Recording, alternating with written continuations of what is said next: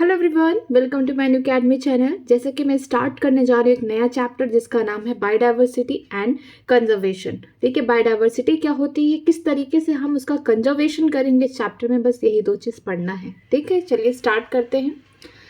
If alien from a distant galaxy were to visit our planet Earth, the first thing that would amaze and baffle him would the most probably be the enormous diversity of life that he would encounter। अगर कोई दूसरी Galaxy से, ठीक है, हमारे अर्थ पे कोई alien आ रहा है ना, तो उसको सबसे पहले क्या आश्चर्य होगा कि इतनी ज़्यादा जो डाइवर्सिटी है अर्थ पे, उसको देखकर ही वो क्या होगा, बहुत ज़्यादा अमेज हो जाएगा। मीन्स कि उसको सरप्राइज्ड हो जाएगा वो। ठीक, even for the human, the rich diversity of living organism with which they share this planet never ceases to astonish and fascinating us। यहाँ तक कि जो ह्यूमन्स है, जो इस अर्थ पे रह रहे हैं ना, उनके लिए भी जो लिविंग डाइवर्सिटी इतनी सारी है, उनको भी देख कर भी उनको भी इस सरप्राइज हो जाएगा कि इतनी सारी डाइवर्सिटी है। मीन्स हम ये सोचते हैं कि ह्यूमन्स ही है, नहीं, ह्यूमन्स के अलावा अदर भी स्पीसीज हैं अर्थ पे, जिनका बोल सकते हैं पॉपुलेशन या स्पीसीज क्या है, बहुत ज़्यादा है। ठीक है, आगे देखते हैं।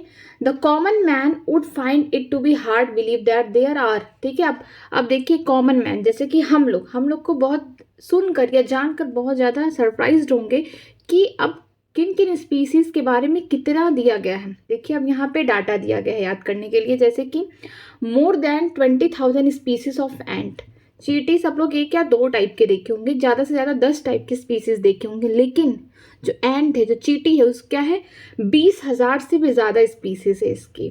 ठीक है, इसके अलावा जो बिटल्स हैं, उनके 3 लाख स्पीसीज हैं and 28,000 species of fish and nearly 20,000 species of orchids. ठीक है, कि जो हमारे यहाँ अर्थ पे जो एंट्स हैं, उनकी जो स्पीसीज है अभी जो इतनी खोजी गई हैं, इसके अलावा भी हो सकती हैं, लेकिन इतना क्या हुआ, डिस्कवर्ड किया गया है पूरा कि यहाँ पे एंट जो है 20,000 से भी ज़्यादा स्पीसीज है। उसके अलावा जो बिटर छोटे छोटे कीड़े हैं, उनकी स्पीसीज 3 लाख है। ठीक है, और 28,000 स्पीसीज किसकी है, फिशेस की, और लगभग नियरली 20,000 स्पीसीज ऑर्किड की है। ठीक है, ecologist and evolutionary biologist have been trying to understand the significance of such diversity by asking the important question. ठीक है, इकोलॉजिस्ट हो गए या फिर इवोल्यूशनरी बायोलॉजिस्ट है, ये लोग हमसे अब सवाल पूछेंगे कि स्पीसीज के बारे में, जैसे why are there are so many species, क्यों इतनी सारी स्पीसीज अर्थ पे है।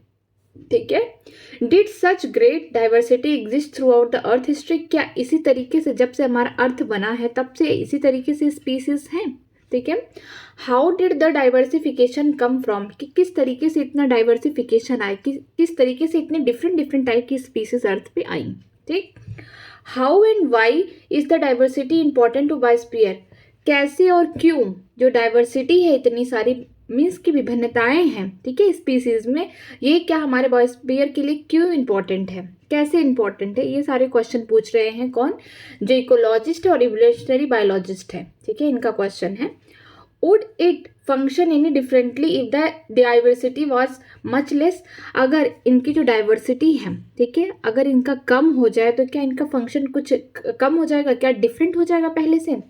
How do human benefit from the diversity of life, किस तरीके से ह्यूमंस को बेनिफिट मिल रहा है, मीन्स फायदे मिल रहे हैं कहाँ से, जो इतनी सारी डाइवर्सिटी प्रेजेंट है कहाँ, अर्थ पर। अब आगे देखते हैं। अब हमारा पहला टॉपिक क्या है, बायोडाइवर्सिटी। बायोडाइवर्सिटी क्या होता है, अब उसके बारे में देखते हैं। इन अवर बायोस्फीयर इमेंस डाइवर्सिटी और heterogeneity exist not only at the species level but all the level of the biological organization ranging from the macromolecule within the cell to biomes। ठीक है, हमारे बायोस्फीयर की बात की गई है कि डाइवर्सिटी का मतलब क्या है, विभिन्नताएं, मीन्स की सारी चीज़ें एक समान नहीं है, सब अलग अलग हैं। ठीक है, हम स्पीसीज लेवल की ही बात नहीं कर रहे हैं, हम बात कर रहे हैं मैक्रो मॉलिक्यूल की, मीन्स कि हम सेल में भी देखेंगे अलग हैं, प्लांट के सेल अलग हैं, एनिमल के सेल अलग हैं, प्रोकैरियोट्स अलग हैं, ठीक है, उनके सेल अलग हैं, यूकैरियोट्स के सेल अलग हैं। मीन्स कि हम बोल सकते हैं कि छोटे से भी लेवल पे हम डाइवर्सिटी देखना स्टार्ट करते हैं।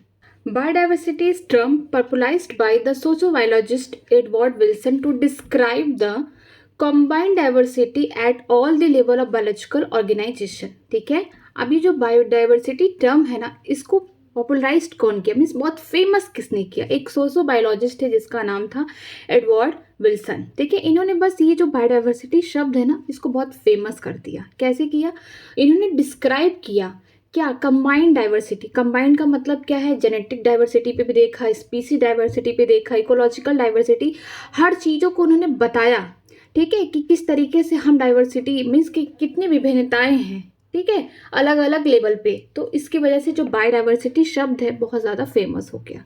The most important them are, अब इनमें से जो इंपॉर्टेंट था देखिए, पहला है genetic diversity. A single species might show a high diversity at the genetic level over its distributional range, ठीक है, एक सिंगल स्पीसीज यहाँ पे है, जेनेटिक लेवल की बात की जा रही है, जीन लेवल की बात की जा रही है यहाँ पे, कि जो सिंगल स्पीसीज है उस पर क्या देखने को मिल रहा है, हमको हाई डाइवर्सिटी देखने को मिल रहा है, ठीक है, जेनेटिक लेवल पे। The genetic variation shown by medicinal plant Rauwolfia vomitoria growing in a different Himalayan range might be in term of potency and concentration of the active chemical reserpine that the plant produce, ठीक है, एक plant है जो कि medicinal plant है, दवा का काम कर रहा है, जिसका नाम है रॉल्फिया वोमेट्रिया। कहाँ ग्रो कर रहा है, कि जो हिमालय का कुछ डिफरेंट रीजन है वहाँ पे ग्रो कर रहा है, ठीक है। ये जो है ना मेडिसिनल प्लांट, इसका ये किस में ट्रीट करता है, कि जिसका ब्लड प्रेशर जैसे ज़्यादा हो जाता है तो उसमें ये क्या करता है, ट्रीटमेंट में हेल्प करता है, ठीक है, दवा के तौर पे ये प्लांट यूज किया जाता है, ठीक है। तो इसका किस क्यों इतना फेमस है, अब इसके बारे में देखिए, क्योंकि जो इसका पोटेंसी है किसी बीमारी को ठीक करने का, या बोल सकते हैं जो इसका कंसंट्रेशन है, किसकी वजह से एक एक्टिव केमिकल इसमें पाया जाता है जिसका नाम है रेसरपाइन, यही ट्रीट करता है ब्लड प्रेशर को, ठीक है, जो कि प्लांट प्रोड्यूस कर रहा है। इसीलिए हम इसको बोल सकते हैं कि जीन के लेवल पे इस प्लांट में कोई खूबी नहीं है, बट इसमें कुछ ऐसे केमिकल सिक्रीट होते हैं जिसका नाम है रेसरपाइन, जो कि इसकी पोटेंसी ज़्यादा है, मीन्स की कारीगर है बहुत अच्छा, और इसके अलावा इसका जो कंसंट्रेशन है, मीन्स छोटे से डोज में ही इंसान ठीक हो जाए, मीन्स ब्लड प्रेशर का ट्रीटमेंट करता है ये, ठीक है। अब देखते हैं आगे, India has more than 50,000 genetic different strain of rice and 1,000 variety of the mango. India के पास 50,000 से भी ज़्यादा जेनेटिकली डिफरेंट स्ट्रेन के क्या है, राइस हैं, मीन्स कि यहाँ पे हमको डिफरेंट स्ट्रेन देखने को मिल रहा है, और 1,000 वैरायटी मैंगो के हैं, ठीक है। आगे देखते हैं स्पीसीज के लेवल पे, the diversity eight species level, ठीक है, हम डाइवर्सिटी कहाँ देख रहे हैं, स्पीसीज के लेवल पे देख रहे हैं। अब तक हमने जीन के लेवल पे देखा, जेनेटिक लेवल पे देखा, अब हम लोग स्पीसीज के स्तर पे आ गए हैं। For example, the Western Ghat have the greater amphibian species diversity than the Eastern Ghat, ठीक है। जो इंडिया की बात की गई है कि जो वेस्टर्न घाट है, मीन्स कि ये तो ईस्ट वाला पार्ट हो गया, इधर जो होगा वेस्ट वाला, तो वेस्ट वाले पार्ट में जो एम्फीबियन ज़्यादा है, मीन्स फ्रॉग वगैरह यहाँ पे ज़्यादा है एज कम्पेयर टू ईस्टर्न घाट, कि यहाँ पे हम ये देख रहे हैं कि जो वेस्ट वाला पार्ट है इंडिया का, वहाँ पे ज़्यादा एम्फीबियन देखने को मिल रहा है as compare to eastern Ghat, ठीक। आगे देखते हैं इकोलॉजिकल डाइवर्सिटी। अब हम देखते हैं एट इकोसिस्टम लेवल पे, इकोलॉजिकल का मतलब इकोसिस्टम लेवल पे हम देख रहे हैं। In India for instance with it desert, rainforest, mangrove, coral reef, wetland, sanctuaries and alpine meadow have greater ecosystem diversity than the Scandinavian country like Norway, ठीक है। इंडिया के पास बहुत ज़्यादा इकोसिस्टम लेवल है, जैसे कि डेजर्ट प्रेजेंट है, rain forest है, ठीक है, मैंग्रोव, कोरल रीफ हो गए, वेटलैंड, सेंचुरी, अल्पाइन मीडोज हैं, ठीक है, ये सब कुछ बहुत ज़्यादा यहाँ पे हमें ज़्यादा देखने को मिल रहा है, क्या डाइवर्सिटी देखने को ज़्यादा मिल रहा है एज कम्पेयर टू नॉर्वे, ठीक है, नॉर्वे कंट्री से हमें ज़्यादा देखने को मिल रहा है। आगे देखते हैं, it has taken a million of year of evolution to accumulate this rich diversity in nature, but we could lose all the wealth in less than 2 centuries if the present rate of the species loss continue। हमें इतनी ज़्यादा जो diversity इसको इकट्ठा करने में ना कई लाखों साल लग गए, बहुत मिलियन ईयर लग गए कि इवोल्यूशन होते होते कि इतनी ढेर सारी डाइवर्सिटी हमारे अर्थ पे प्रेजेंट है। लेकिन अगर इसी तरीके से स्पीसीज जो लॉस हो रही हैं डे बाय डे, ठीक है, अगर इसी तरीके से चलता रहा तो हम लोग 200 से भी कम साल में, मीन्स हम 2 सेंचुरी से भी कम समय में सारा जितनी भी हमारी स्पीसीज है, जितना जो हमारा वेल्थ है नेचर के द्वारा दिया गया है, सब खत्म हो जाएगा, ठीक है।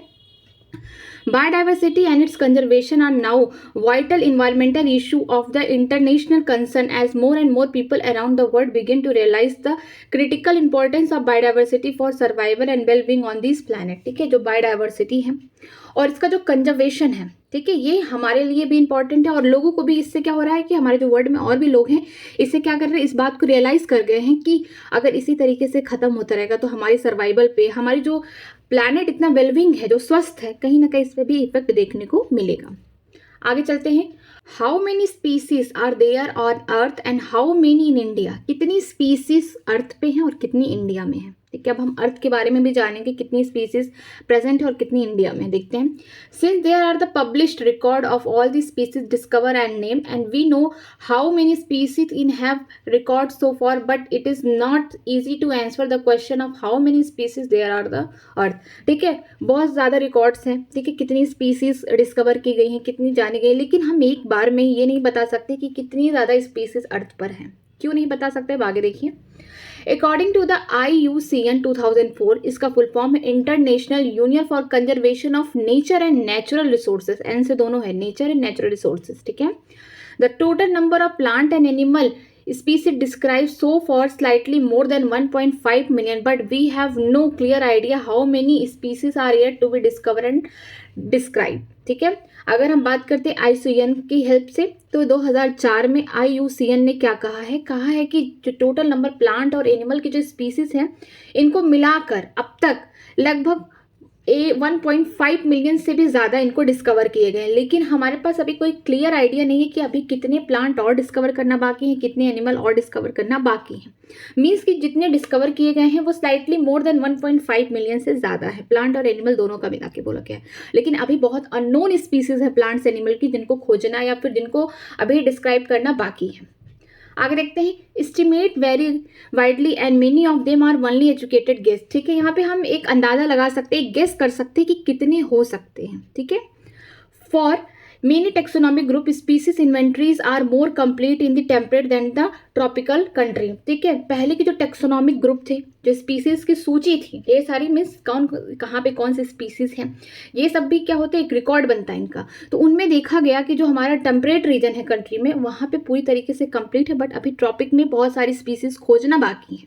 ठीक है, considering that overwhelming large proportion of species waiting to be discovered are in the tropics, biologists make a statistical comparison of the temperate tropical species richness and exhaustively study group of the insect and extrapolate these ratio to the other group of the animals and plant to come up with a gross estimate of the total number of species on the earth. ठीक है, बहुत ज़्यादा proportion में हम बोल सकते हैं, जो ट्रॉपिकल वाला पार्ट है कंट्री का, वहाँ पे स्पीसीज अभी खोजना बाकी, वो वेट कर रहे हैं कि हमें डिस्कवर किया जाए, हमें डिस्क्राइब किया जाए। ठीक है, इसके अलावा दिया गया है कि जो बायोलॉजिस्ट है वो लोग क्या कर रहे हैं कि स्टैटिस्टिक बना रहे, कंपेयर कर रहे हैं कि कहाँ टेम्परेट में ज़्यादा है, कहाँ ट्रॉपिकल में, मीन्स कि हर एक चीज़ को वो लोग क्या कर रहे हैं, स्टैटिक के फॉर्म में देख रहे हैं, उनका रेशियो, उनका अंदाज़ा लगा रहे हैं कि कितने एनिमल्स डिस्कवर हैं, कितने प्लांट्स हैं, कितने बाकी हैं, कहाँ ज़्यादा है, कहाँ इनकी रिचनेस कम है, सब कुछ वहाँ पे देखा जा रहा है। आगे देखते हैं, some extreme estimate ranging from 20 to 50 million but more conservation and scientifically sound estimate made by Robert May place the global diversity at the 7 million। ठीक है, लगभग 20 से 50 मिलियन इतनी स्पीसीज क्या की हैं, डिस्क्राइब कर दिए गए, खोज दिए गए हैं, लेकिन एक नाम है रॉबर्ट मे। ठीक है, जो रॉबर्ट मे है, इन्होंने बोला है कि ग्लोबल की जो स्पीसीज डाइवर्सिटी है लगभग 7 मिलियन है, मीन्स कि हमारे पूरे अर्थ पे लगभग 7 मिलियन स्पीसीज को डिस्कवर किया गया है, खोजा गया है, उसको डिस्क्राइब किया गया है। ठीक है, आगे चलते हैं, let us look at some interesting except about the earth biodiversity based on the currently available species inventory। अब हम लोग कुछ इंटरेस्टिंग फैक्ट्स देखेंगे बायोडाइवर्सिटी, जो अभी करंटली स्पीसीज के बारे में मीन्स सूची बनाई गई है। ठीक है, देखते हैं, more than 70% of all species recorded are animal, while the plant including algae, fungi, bryophyte, gymnosperm, angiosperm comprises no more than 22% of the total. ठीक है, इनमें जो सूची बनाई गई है, देखा गया कि 70% से भी ज़्यादा क्या है, एनिमल हैं, 70% से भी ज़्यादा एनिमल है, और एनिमल में सारे एनिमल्स आ जाएंगे। ठीक है, ह्यूमन भी आ जाएंगे इसी में, और लगभग 22% तक ही हम बोल सकते हैं, केवल 22% क्या है, प्लांट्स को देखा गया कि जो प्लांट्स हैं ये 22% है, एनिमल जो है 70% से भी ज़्यादा है। और प्लांट्स में कौन होंगे, एल्गी है, फंजाई है, जिसमें में फंगस को भी ऐड कर दिया गया है, ब्रायोफाइट्स हो गए, जिम्नो और एंजियोस्पर्म, ये सब कहाँ पे 22% में लाई करते हैं। एमंग द एनिमल, अब एनिमल में भी सबसे ज़्यादा कौन, इसके बारे में देखा गया है, among animals the insect are the most species rich taxonomic group making up to more than 70% of the total. अगर हम एनिमल्स की बात करें, उनमें से भी 70% कौन है, इंसेक्ट है, बाकी के 30% जो होंगे अदर एनिमल्स होंगे। ठीक है, एनिमल में भी सबसे ज़्यादा कौन पाया जाता है, इंसेक्ट्स पाए जाते हैं अर्थ पे। अब देखिए एक एग्जाम्पल दिया, that means every 10 animals on this planet 7 are insect, मतलब कि हर 10 एनिमल में क्या होगा, 7 इंसेक्ट होंगे, बाकी 3 अदर एनिमल होंगे। इस प्लैनेट पे हम जाएंगे, अर्थ में देखेंगे कुछ जगह पे 10 एनिमल उठाए गए, उनमें से कितने देखा गया, 7 क्या है इंसेक्ट है, बाकी 3 अदर एनिमल है, ऐसे देखा गया। ठीक है, again how do we explain this enormous diversification of insect, कि हम किस तरीके से बता सकते कि इतने इंसेक्ट क्यों हैं, इतना ज़्यादा ये जो हमको डाइवर्सिफिकेशन देखने को मिल रहा है इंसेक्ट का, ये कैसे है। The number of the fungi species in the world more than combine the total number of species of fishes, amphibian, reptile and mammal। ठीक है, जो फंजाई के अकेले जो स्पीसीज है ना, ये मिला दिया जाए किसको, फिशेस को, ठीक है, एम्फीबियन को, रेप्टाइल को और मैमल्स को, बर्ड्स को नहीं मैमल्स को, इन चारों को मिला दे, इससे भी ज़्यादा स्पीसीज किसकी, अकेले फंजाई की है। मतलब कि फंगस कितने ज़्यादा होंगे। ठीक है, अब देखिए यहाँ पे कुछ फिगर दिए गए जो डाइवर्सिटी को दिखा रहा है कि बायोडाइवर्सिटी इनका कितना है। जैसे कि मैंने भी बोला है कि जो फंगस है, ये फंगस यहाँ रिप्रेजेंट किया ना, इसकी जो डाइवर्सिटी होगी फिशेस, एम्फीबियन, रेप्टाइल और मैमल्स को मिला दे, इतना ये सब मिला दे, इससे भी ज़्यादा किसकी स्पीसीज ज़्यादा है, फंजाई की है। ठीक, अब देखते हैं इनवर्टिब्रेट्स की बात किए जाते हैं जो नॉन कॉर्डेट्स में आते हैं। अब देखिए सबसे ज़्यादा इंसेक्ट्स हैं। ठीक, इसके बाद कौन है, अदर एनिमल्स आ गए, फिर मलस्कस है, फिर क्रस्टियन है। इसका मैं एक शॉर्ट ट्रिक बोल देती हूँ, इंसेक्ट आओ मुझे खाने, इंसेक्ट आओ मुझे खाने। ठीक है, इंसेक्ट्स आओ, सबसे ज़्यादा कौन है, इंसेक्ट्स हैं। इंसेक्ट्स आओ, आओ का मतलब अदर एनिमल है। फिर इसके बाद मुझे कौन है, मलस्कस है, इसके बाद क्रस्टियंस है। ठीक है, तो मुझे खाने, ये एक शॉर्ट ट्रिक मैंने बना दिया कि सबसे ज़्यादा इन्वर्टिब्रेट्स में कौन पाए जाएंगे, इंसेक्ट हैं, फिर अदर एनिमल आएंगे, इसके बाद मलस्कस आएंगे और सबसे कम जो आएंगे क्रस्टियंस आएंगे। ठीक है, तो ये ट्रिक है, याद रखिए, इंसेक्ट आओ मुझे खाने या चबाने, कुछ भी बोल सकते हैं। ठीक है, आगे देखते हैं वर्टिब्रेट्स। वर्टिब्रेट्स में हम देखेंगे कि सबसे ज़्यादा कौन है, देखकर ही लग रहा है कि सबसे ज़्यादा फिश है। ठीक, इसके बाद आपको क्या देखने को मिलेगा, इसके बाद इसमें देखिए बर्ड्स देखने को ज़्यादा मिल रहा है। ठीक, इसके बाद रेप्टाइल्स होगा, फिर कौन होगा, एम्फीबियन होंगे, फिर मैमल्स होंगे। अप्रॉक्सीमेटली हम बोल सकते हैं एम्फीबियन मैमल बराबर नहीं है, बट इसमें इस तरीके से इसका शॉर्ट ट्रिक है।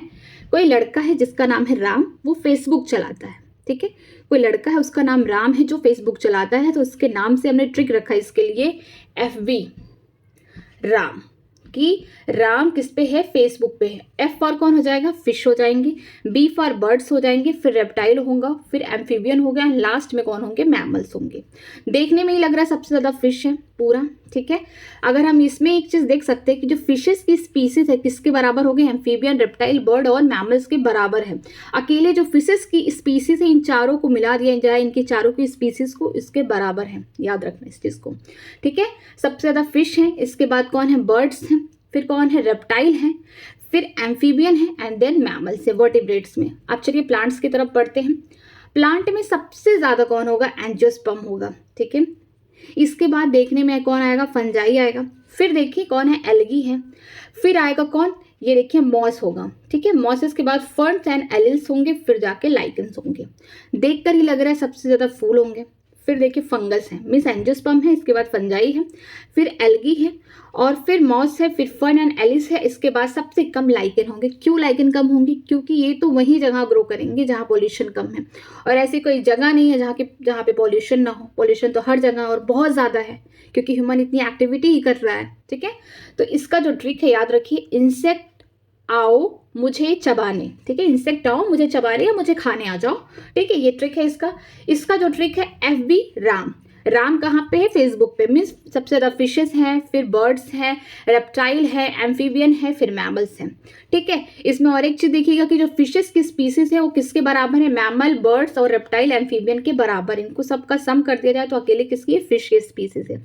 जो फंजाई की स्पीसीज है ना, इसके स्पीसीज को मिला दिया जाए किससे, फिशेस से, मैमल से, एम्फीबियन, रेप्टाइल, इन सब का मिला दिया जाए स्पीसीज, इससे ज़्यादा अकेले वर्ल्ड में फंजाई की स्पीसीज है। ठीक है, अब आगे चलते हैं, क्या लिखा है, it should be noted that these estimate do not give any figure for prokaryotes. हमने देखा कि यहाँ पे प्रोकैरियोट्स के बारे में कोई नामो निशान नहीं है। क्यों नहीं है, हैं। अब इसका रीजन देखिए, biologist are not sure about how many prokaryotic species there might be. Biologist को अभी इतना अंदाजा नहीं है या फिर इतना वो पता नहीं है कि कितनी स्पीसीज है प्रोकैरियोट्स की, ठीक है।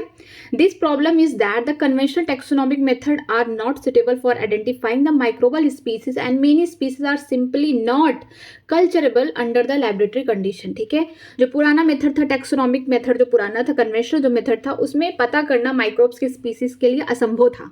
इसके अलावा कुछ जो माइक्रोब्स होते हैं ना, वो इजीली लैबोरेटरी में ग्रो नहीं करते, मीन्स उनका कल्चर नहीं बन सकता है, वो लैब कंडीशन में नहीं अपने आप को डिवाइड कर सकते। तो ये भी क्या एक बड़ा प्रॉब्लम है, जिसकी वजह से हम क्या करते हैं, प्रोकैरियोटिक स्पीसीज के बारे में इतना नॉलेज नहीं है हम सबको, ठीक।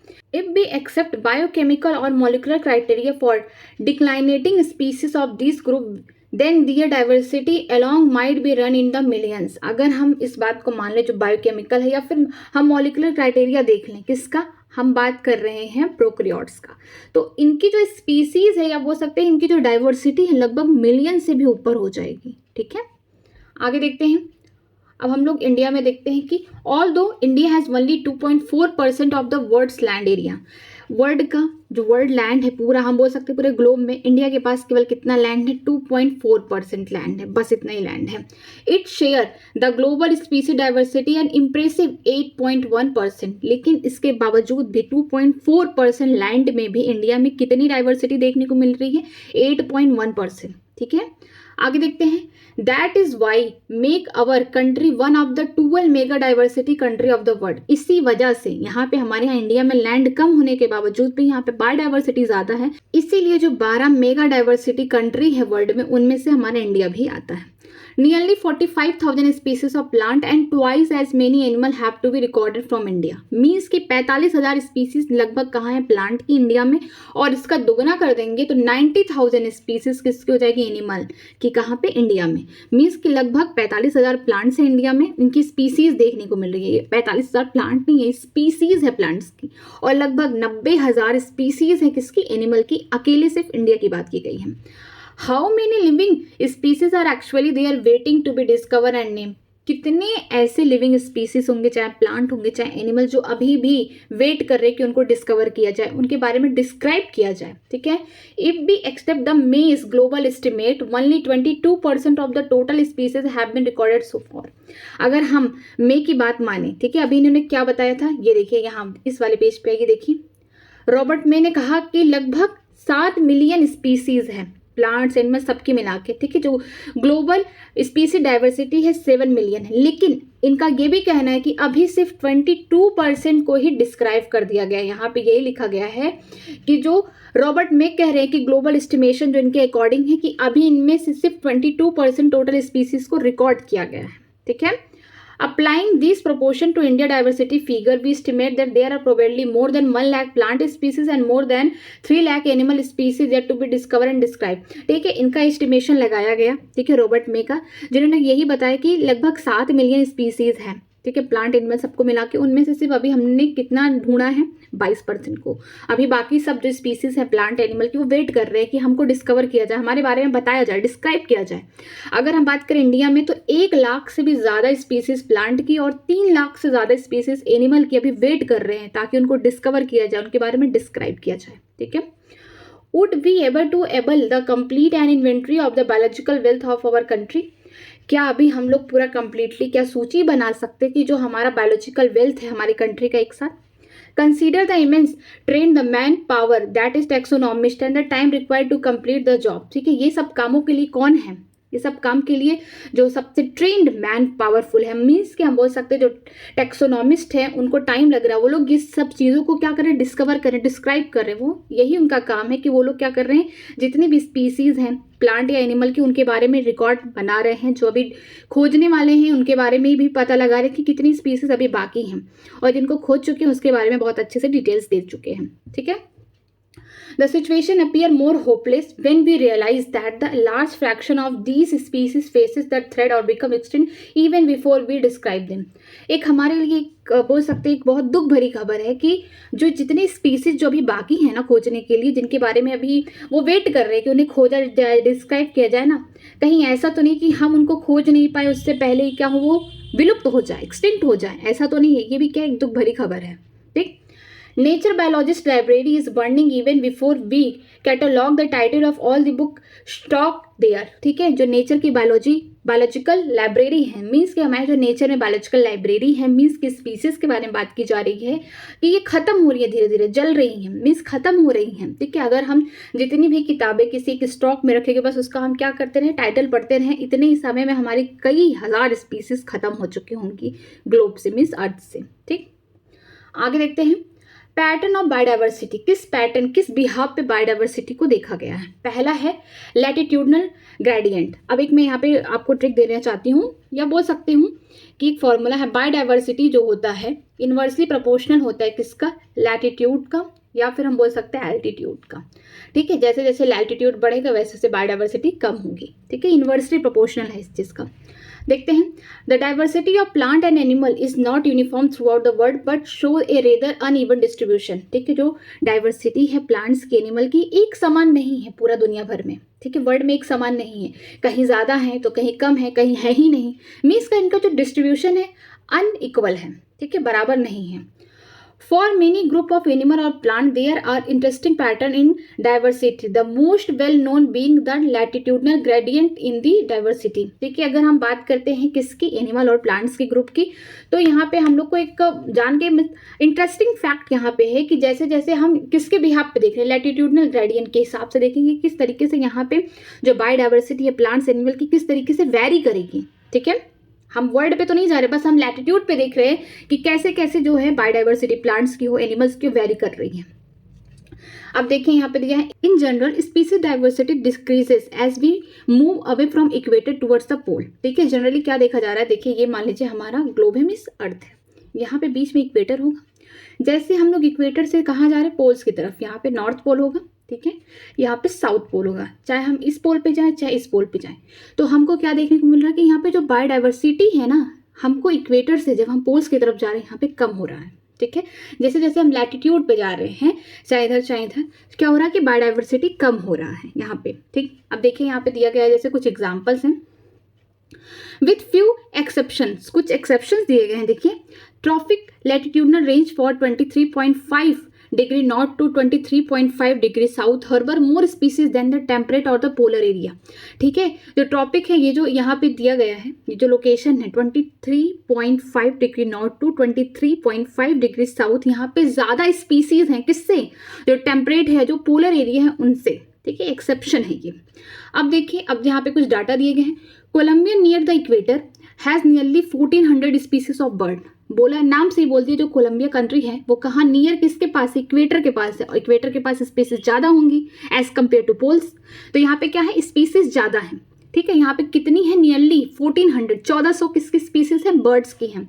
वाइल न्यूयॉर्क जहाँ पे 41 डिग्री नॉर्थ हैज़ 105 स्पीसीज हैं, किसकी, बर्ड्स की। सब ये बर्ड्स की स्पीसीज दी गई हैं। ठीक है, और हम ग्रीनलैंड, नाम से लग रहा है ग्रीन हरा हरा होगा, लेकिन यहाँ पे सबसे कम स्पीसीज है क्योंकि ये पोलर वाला पार्ट में आ जाएगा, मीन्स हम पोल्स की साइड जा रहे हैं। तो at 71 degree north only 56 species of birds. ठीक है, सबसे ज़्यादा किसके पास होगा, मान लीजिए ये इक्वेटर है। ठीक, तो कोलंबिया यहाँ होगा, तो वहाँ पे लगभग 1400 स्पीसीज हैं बर्ड्स की। फिर हम जा रहे हैं कहाँ, हम जा रहे हैं न्यूयॉर्क के साइड, तो यहाँ पे 105 स्पीसीज हैं बर्ड्स की। इसके बाद हम फिर ग्रीनलैंड पे जा रहे हैं, जहाँ पे कितना हमको दिया है, 56 स्पीसीज केवल बर्ड्स की हैं। मीन्स कि हम जैसे जैसे इक्वेटर से पोल्स की तरफ मूव कर रहे हैं, वहाँ पे जो बायोडाइवर्सिटी है, या बोल सकते हैं स्पीसीज है, कम है। ठीक है, अब देखते हैं इंडिया की बात की गई है। With much of its land area in the tropical latitude has more than 1200 species of bird. जो इंडिया है, इसका जो ज़्यादा करके जो ज़मीन का हिस्सा है, लैंड का जो एरिया है, वो कहाँ पे आता है, ट्रॉपिकल लैटिट्यूड पे आता है। यहाँ पे जो बर्ड्स की स्पीसीज हैं लगभग 1200 हैं, 1200 से भी थोड़ा सा ज़्यादा है स्पीसीज। ठीक है, सबसे ज़्यादा कोलंबिया की होगी कितनी, लगभग 1400 होगी। न्यूयॉर्क की होगी 105, और ग्रीनलैंड की होगी कितना, सिर्फ 56, सबसे कम होगी 56 स्पीसीज इसकी। और जो इंडिया है, यहाँ पे लगभग 1200 स्पीसीज देखने को मिलेगी बर्ड्स की। ठीक है, a forest in the tropical region, अब देखिए एक फॉरेस्ट है जो कहाँ पे प्रेजेंट है, ट्रॉपिकल रीजन में, like Ecuador has 10 times as many species of vascular plant as the forest of equal area in a temperate region like the Midwest of the USA। ठीक है, ये है मान लीजिए ट्रॉपिकल रीजन हो गया, ठीक, और ये टेम्परेट रीजन हो गया, ठीक है, ट्रॉपिकल टेम्परेट। यहाँ पे एक्वेडर, ठीक है, ये जो फॉरेस्ट है ना, इस पे 10 गुना टाइम वेस्कुलर प्लांट है, मीन्स टेडोफाइट्स हो गए, जिम्नोस्पर्म, एंजियोस्पर्म, ठीक है। वेस्कुलर प्लांट का मतलब ऐसे प्लांट जिनमें जाइलम फ्लोएम पाए जाते हैं, क्योंकि इनका कंडक्शन हो सके, किस चीज़ का, वाटर, मिनरल्स, ठीक है, जो फूड है, मतलब कि फोटोसिंथेटिक एलिमेंट, इन सब का क्या हो सके, ट्रांसफर हो सके, ठीक। तो इनमें क्या है, 10 गुना ज़्यादा वेस्कुलर प्लांट्स पाए जाते हैं, किसमें, जो ट्रॉपिकल रीजन में एक्वेडर है वहाँ पे, ठीक है, एज कम्पेयर टू किससे, जो टेम्परेट रीजन में मिड वेस्ट में प्रेजेंट है, कहाँ, यूएसए में, ठीक है। यहाँ से 10 गुना ज़्यादा कहाँ पाए जा रहे हैं, एक्वेडर में पाए जा रहे हैं स्पीसीज किसके, वेस्कुलर प्लांट्स के, ठीक है।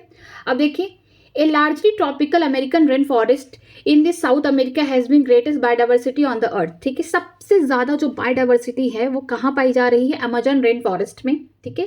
पूरे हम बात करते पूरे अर्थ पे सबसे ज़्यादा बायोडाइवर्सिटी यहीं पाई जाती है, ट्रॉपिकल अमेजन रेन फॉरेस्ट, जो कहाँ प्रेजेंट है, साउथ अमेरिका, ठीक है। अब यहाँ पे क्या क्या है, इस अब देखिए, it is a home to more than 40,000 species of plant, ये घर है लगभग, हम बोल सकते हैं 40,000 से भी ज़्यादा स्पीसीज किसकी हैं, प्लांट्स की हैं, 3,000 स्पीसीज किसकी हैं, फिशेस की हैं, 1300 स्पीसीज बर्ड्स की हैं, 427 मैमल्स हैं, 427 क्या है, एम्फीबियन है, 378 क्या है, रेप्टाइल, एंड मोर देन 1,25,000 किसकी हैं, इन्वर्टिब्रेट्स की हैं, ठीक है। कि जो ट्रॉपिकल अमेजन रेन फॉरेस्ट है, ये कहाँ प्रेजेंट है, साउथ अमेरिका में प्रेजेंट है, यहाँ ये घर है। हम बोल सकते हैं कि ये जो रेन फॉरेस्ट है ना, इनमें कितनी स्पीसीज पाई जाती है, इनमें देखिए पाई जाती है लगभग 40,000 से भी ज़्यादा प्लांट की स्पीसीज है, 3,000 स्पीसीज फिशेस की हैं, 1,300 स्पीसीज बर्ड की हैं, 427 एम्फीबियन या फिर मैमल दोनों की हैं, सेम है, ठीक है। 378 स्पीसीज किसकी है, रेप्टाइल्स की है, और 1,25,000 से भी ज़्यादा इन्वर्टिब्रेट है, मीन्स इंसेक्ट वगैरह सारे वहाँ पे आ जाएंगे, ठीक। Scientists estimate that these in the rainforest there might be at least 2 million insect species waiting to be discovered and named. अब साइंटिस्ट को ये भी अंदाजा लग गया कि जो अमेजन रेन फॉरेस्ट है ना, यहाँ पे लगभग 2 मिलियन स्पीसीज जो है इंसेक्ट की अभी वेट कर रही, इंतजार कर रही कि हमें भी ढूंढा जाए, हमारे बारे में भी डिस्कवर किया जाए, हमें भी डिस्क्राइब किया जाए, हमारा भी नाम कुछ रखा जाए। तो मतलब कि इतना ज़्यादा तो है ही स्पीसीज, यहाँ पे इतनी ज़्यादा बायोडाइवर्सिटी है ही है सब चीज़ों की, लेकिन इसके अलावा भी अभी 2 मिलियन जो इंसेक्ट की स्पीसीज हैं अभी डिस्कवर करना बाकी हैं। आगे चलते हैं। What is so special about the tropic that might account for the greater biological diversity? क्यों जो ट्रॉपिक रीजन में ज़्यादा biodiversity as compare to temperate region? अब देखिए, ecologist and evolutionary biologist have propose various hypothesis. Ecologist और जो evolutionary biologist हैं, इन्होंने बहुत अलग अलग अपने अपने हाइपोथेसिस दिए। देखिए सम इंपॉर्टेंट वंस, अब कुछ इंपॉर्टेंट है। पहला है speciation is generally a function of time. जो स्पेसिएशन है, जो भी स्पीशीज आ रहे हैं, ये किसका फंक्शन है, टाइम का है, कि समय के साथ क्या होंगे, स्पीसीज भी बढ़ते जाएंगे, ठीक।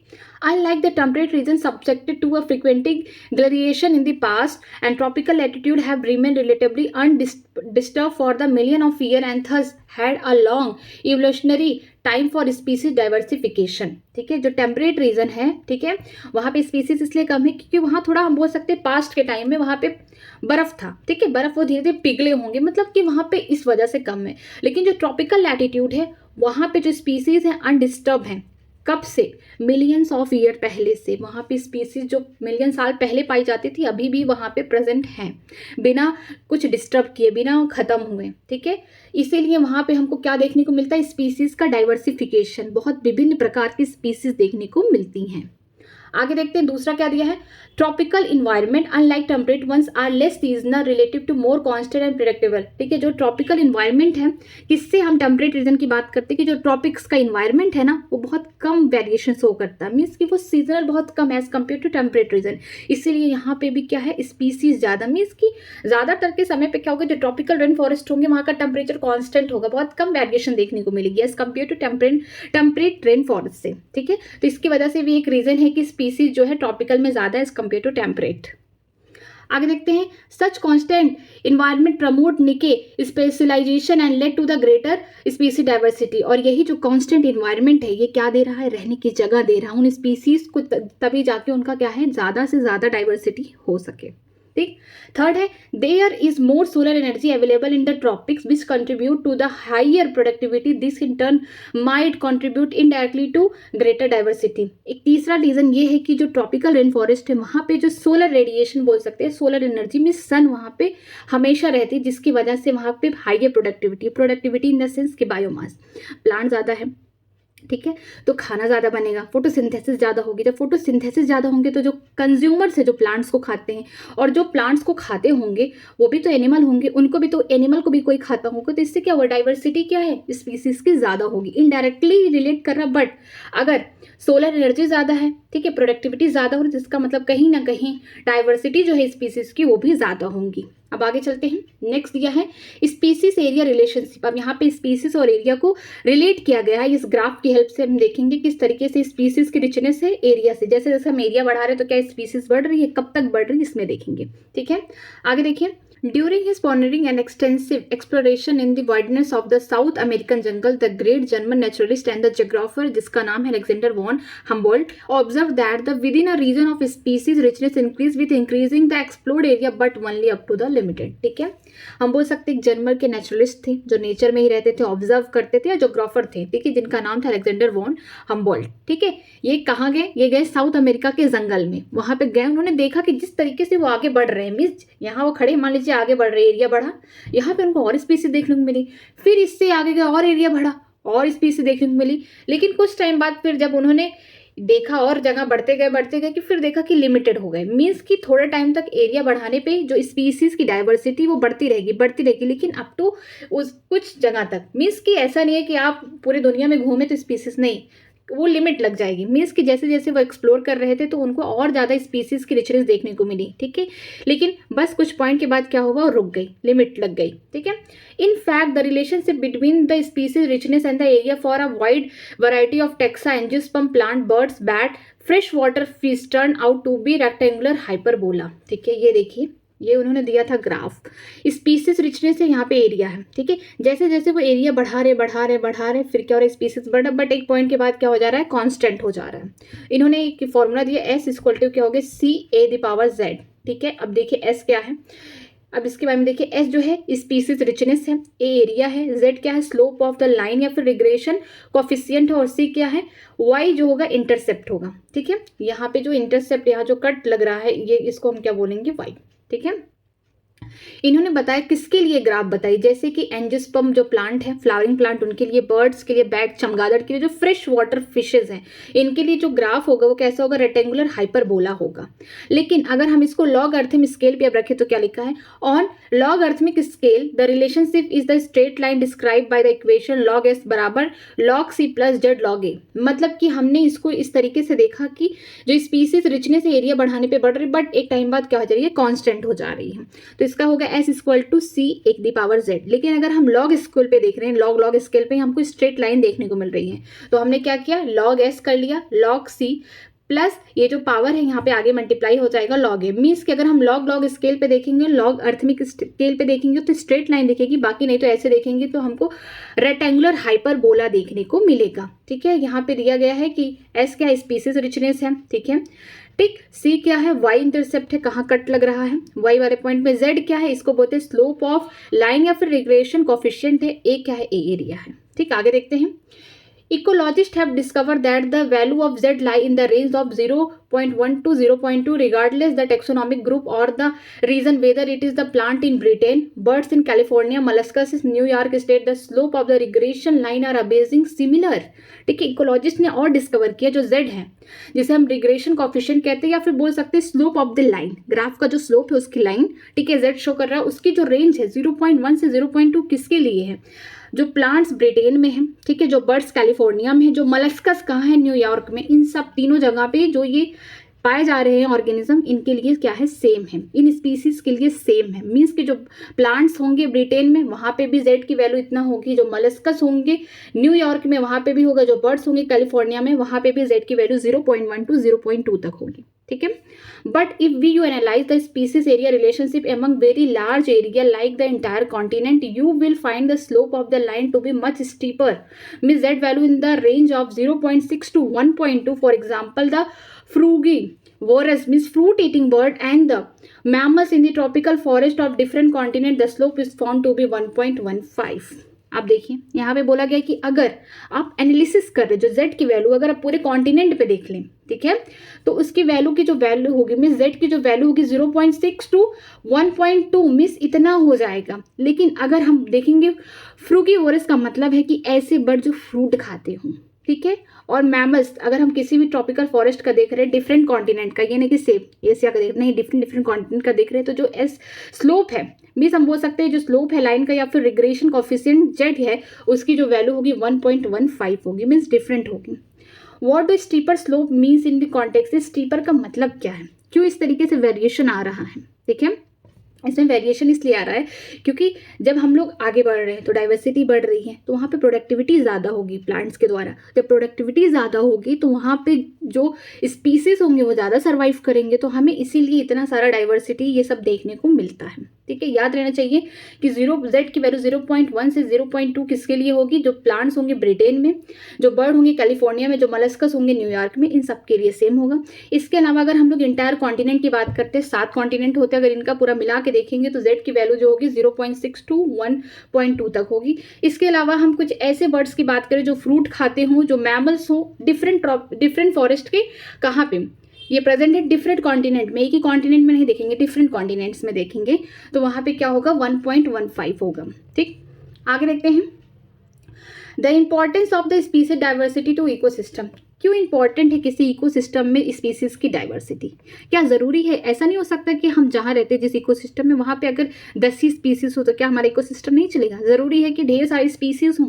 अब देखिए इसका answer, does the number of species in the community really matter to the functioning of the ecosystem. क्या जो स्पीसीज हैं, स्पीसीज कम्युनिटी का मतलब ये होता है कि ढेर सारी पॉपुलेशन हो बट डिफरेंट स्पीसीज हो, जैसे हम लोग हैं, ह्यूमन हो गए, डॉग्स हैं, ठीक है, ये सब हम बोल सकते हैं कि कम्युनिटी का मतलब होता है कि डिफरेंट पॉपुलेशन हो, ठीक है, डिफरेंट स्पीसीज के हो, तो इन्हें कम्युनिटी कहते हैं। तो क्या जो इतनी नंबर जो स्पीसीज कितने ज़्यादा हैं, क्या ये सब इकोसिस्टम के लिए सच में फंक्शन करती हैं? क्या इनका सच में कोई रोल है इकोसिस्टम में? देखते हैं। This is the question for which ecologist have not been able to give a definitive answer. यही वो सवाल है जिसका इकोलॉजिस्ट एक सही उत्तर नहीं दे सकता है। For many decades, the ecologists believe that the community with more species generally tend to more stable than those are less species। ठीक है, कई सालों तक, मीन्स मेनी डेके का मतलब है कई साल, एक डेके में होता है 10 साल, तो मेनी लिखा तो कई 100 सालों तक देखने को मिला कि जो इकोलॉजिस्ट है वो क्या बिलीव करते कि जिनके पास कम्युनिटी ज़्यादा होगी स्पीसीज़ की वो ज़्यादा स्टेबल होंगी, जिनके पास कम्युनिटी कम होगी स्पीसीज़ की वो लेस स्टेबल होंगी। ठीक है, what exactly stability for the biological community, क्या है स्टेबिलिटी, किस बात के बारे में बोल रहे हैं, कौन सी चीज़ स्टेबल है, मीन्स कि ये जो स्टेबिलिटी बोल रहे हैं किसमें, बायोलॉजिकल कम्युनिटी में क्या है, अब इसके बारे में देखते हैं।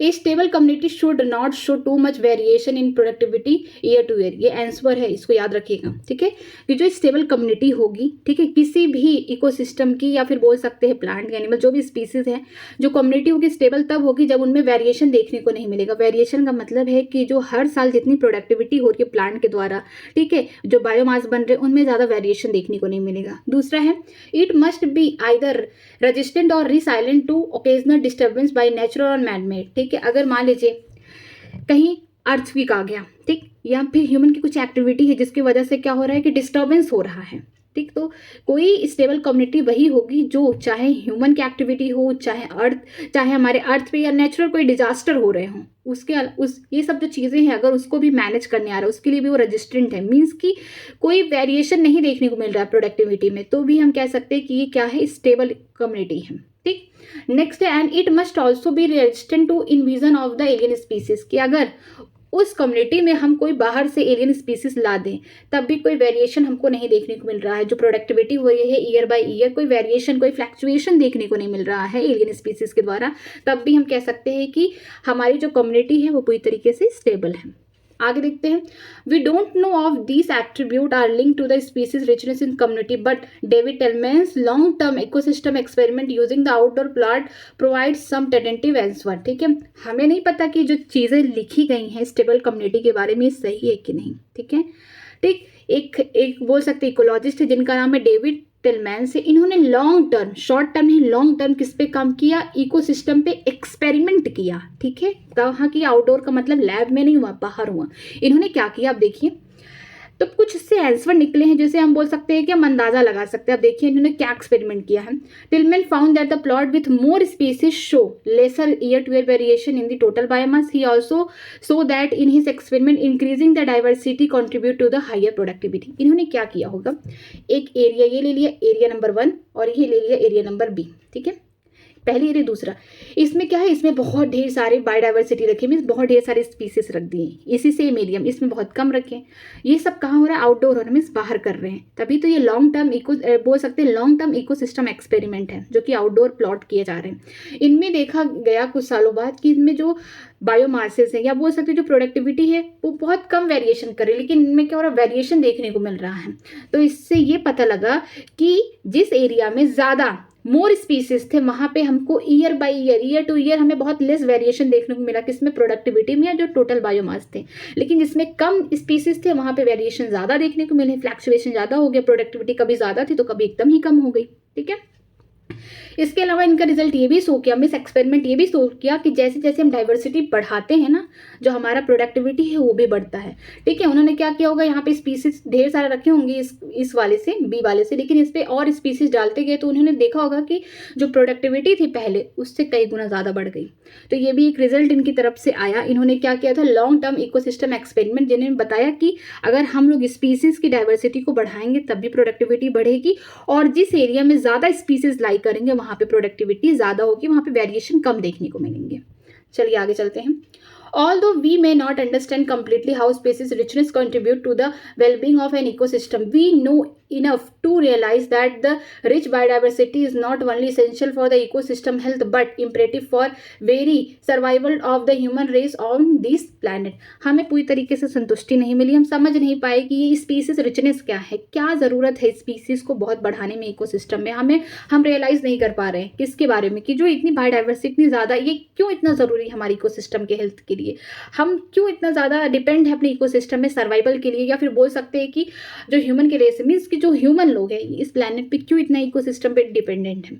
तो हम इसको बहुत अच्छे से नहीं समझ पाए। ठीक, अब देखिए, at a time when we are losing species at alarming pace, one might ask, does it really matter to us if a few species become distinct? अभी के समय में जो हम लोग स्पीसीज को खोते जा रहे हैं, ठीक है, क्या जो स्पीसीज हम लोग लॉस कर रहे हैं क्या हमारे लिए इतना मायने रखता है?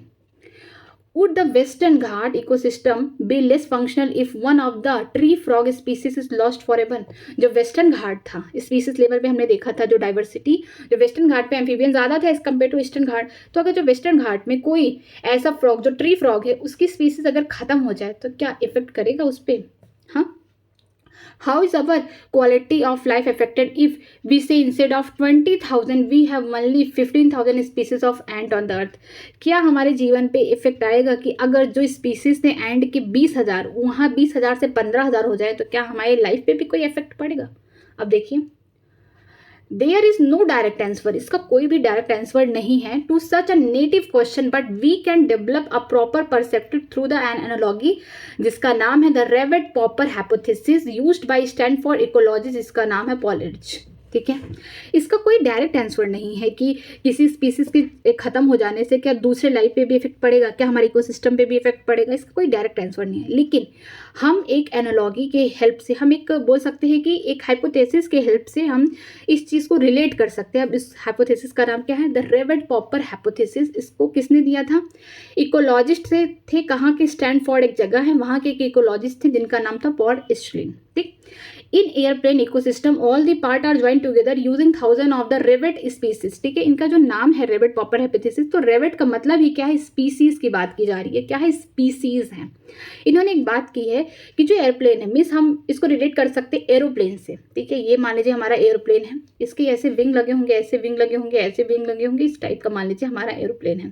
ठीक है, सपोज करिए, तो ये जो एरोप्लेन है ना, ये क्या है, हमारा इकोसिस्टम है। लेकिन जो इसमें ये विंग ज्वाइंट है ना, इनको हम क्या बोलेंगे, इनको हम बोलेंगे स्पीसीज, या बोल सकते हैं इसको हम बोलेंगे रेवेट।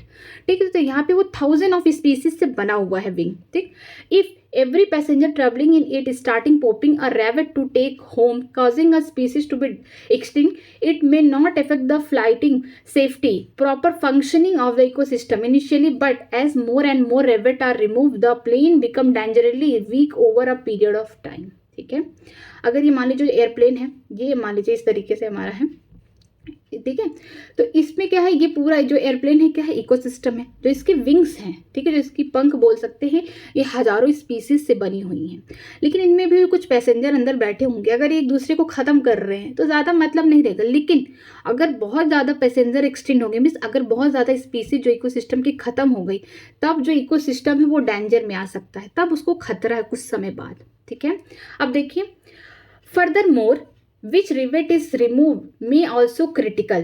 Loss of rivet on the wing is an key species कहते हैं that derive the major ecosystem function is obviously a more serious threat to flight safety than the loss of few rivet on the seat or the window inside the plane. लिखा गया है कि अगर अंदर वाले जो पैसेंजर है, जो बोला गया है एयरप्लेन के अंदर जो पैसेंजर अगर वो खत्म हो रहे थोड़ा थोड़ा, तो उतना नहीं इफेक्ट करेगा एयरप्लेन को, लेकिन ज़्यादा जब खत्म हो जाएंगे तब इफेक्ट आएगा। मीन्स कि इकोसिस्टम को जब स्पीसीज जो उसमें रह रहे थोड़े थोड़े खत्म होंगे तब उतना मैटर नहीं करेगा, लेकिन जब बहुत ज़्यादा खत्म हो जाएंगे स्पीसीज तब इफेक्ट पड़ेगा इकोसिस्टम पे।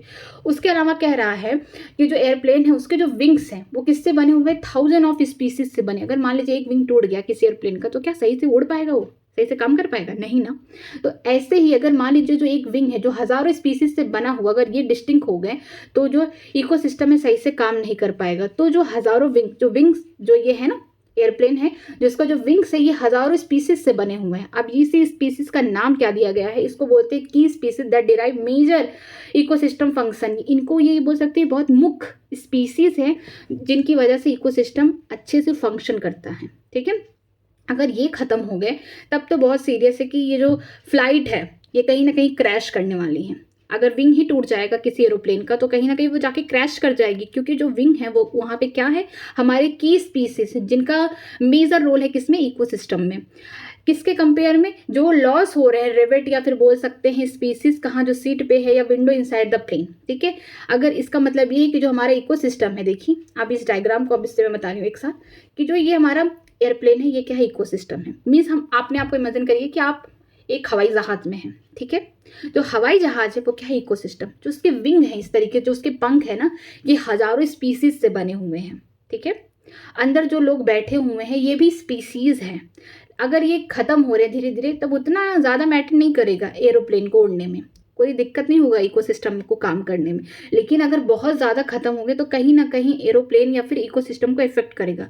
लेकिन अगर ऐसा हो, क्या पता विंग ही टूट जाए कोई, मीन्स अगर कोई हजारों स्पीसीज ही खत्म हो जाए, मीन्स जो की स्पीसीज है जिसका ज़्यादा रोल है इकोसिस्टम में फंक्शन प्ले करने का वो खत्म हो जाए, तो डेफिनेटली जो ये एरोप्लेन है ना आगे चल के क्रैश करने वाला। अगर विंग ही नहीं रहेगा तो उड़ेगा कैसे, तो आगे जाके क्रैश कर जाएगा। किससे, इसका मतलब कि जो अंदर की स्पीसीज होंगे अगर ये खत्म हो रही तो ज़्यादा इफेक्ट नहीं पड़ेगा हमारे इकोसिस्टम को। लेकिन जो इसके की स्पीसीज है, जो मेन स्पीसीज हैं, जो इनका ज़्यादा फंक्शन है, जिनका ज़्यादा रोल है किसमें, इकोसिस्टम में फंक्शनिंग करने का, अगर वो खत्म होंगे तो कहीं ना कहीं हमारा इकोसिस्टम डिस्टर्ब हो जाएगा। तो ये जाके अगर मान लीजिए विंग्स कट गए, ठीक है, जो की स्पीसीज हट गए, तो हमारा जो एरोप्लेन है आके क्रैश कर जाएगा। एज कम्पेयर टू जो यहाँ पैसेंजर बैठे, जो अदर स्पीसीज इसमें होंगे वो भी कहीं ना कहीं आगे चल के खत्म हो जाएंगे। ठीक है, तो इसका मतलब ये है कि जो हमारे की स्पीसीज हैं ये ज़्यादा मेन रोल अदा करते हैं किसी भी इकोसिस्टम का। धीरे धीरे स्पीसीज खत्म हो रहे हैं, जो उसमें पैसेंजर बैठे धीरे धीरे खत्म हो रहे हैं, तो उतना नहीं इफेक्ट करेगा एयरप्लेन को उड़ने में। लेकिन अगर विंग्स ही टूट जाएंगे, जो मेन स्पीसीज अगर वही खत्म हो जाएंगे, तो कहीं ना कहीं हमारा इकोसिस्टम बहुत सफ़र कर जाएगा। ठीक है, लॉस ऑफ बायोडाइवर्सिटी, किस तरीके से हम अपनी बायोडाइवर्सिटी को खो रहे हैं। While it is doubtful in any new species are being added through the speciation on the earth treasury of the species, there is no doubt about their continuing losing। ठीक है, इस बात पे कोई संदेह नहीं है कि नई नई जो स्पीसीज है ये हमारे जो अर्थ है, हमारा जो पृथ्वी है उसकी खजाने में ऐड हो रहा है। जो स्पीसीज का खजाना है ना, वहाँ पे नई नई स्पीसीज ऐड हो रही है, उनमें एवोल्यूशन हो रहा है, उसमें स्पेसिएशन हो रहा है, जिसकी वजह से नई नई स्पीसीज ऐड हो रही हैं। कहीं कहने का मतलब ये है कि हमारी जो बायोडाइवर्सिटी वो बढ़ रही है।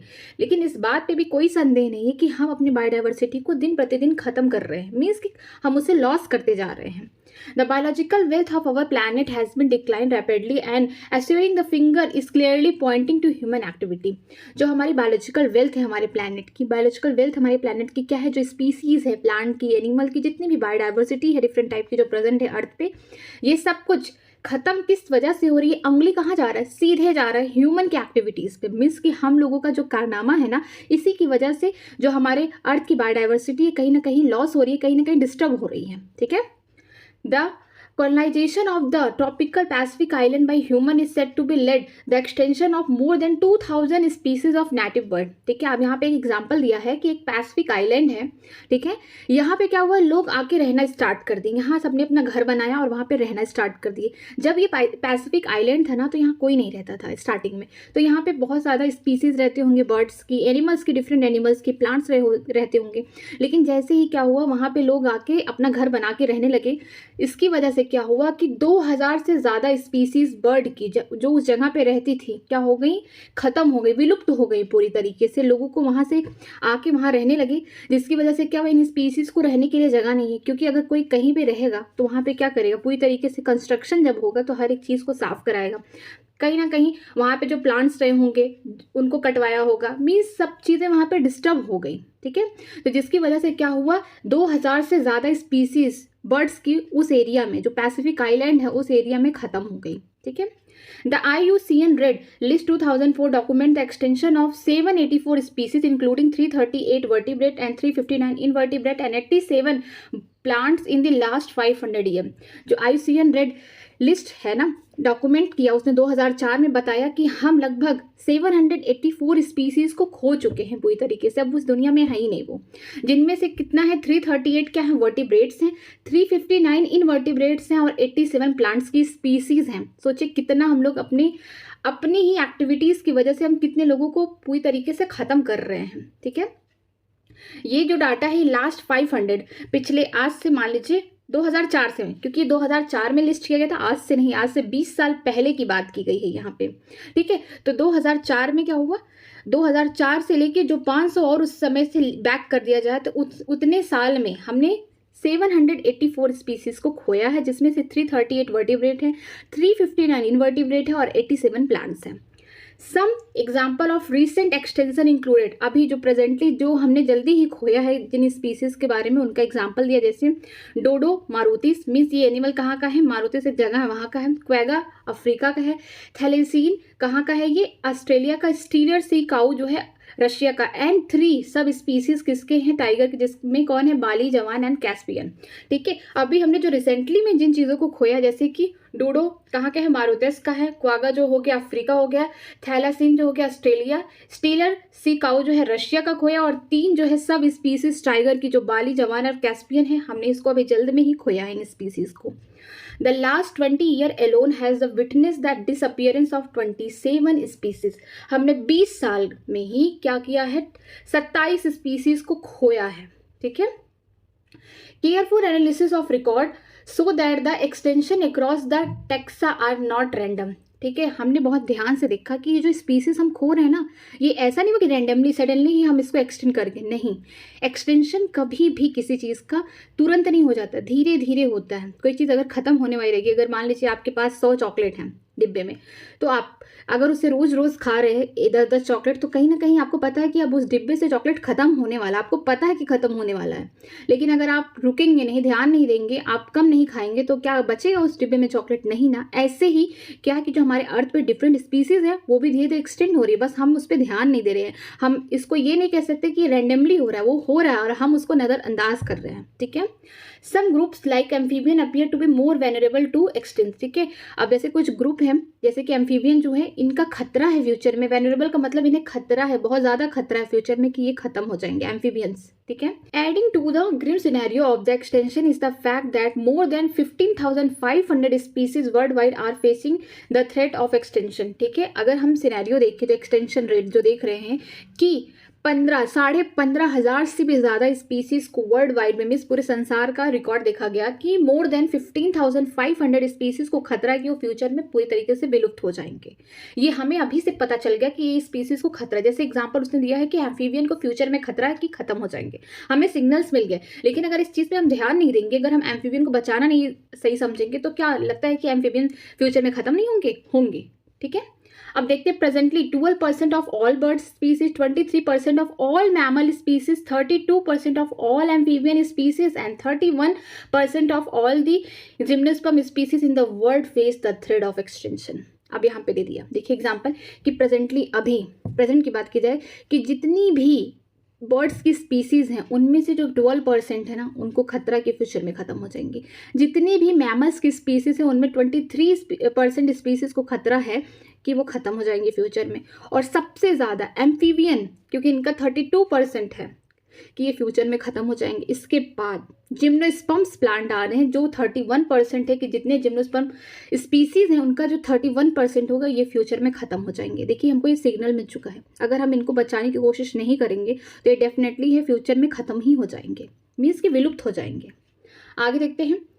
From a study of the history of life on the earth through the fossil record, we learn that the large-scale loss of the species like the one we are currently witnessing having also happened earlier even before the human appear on the scene.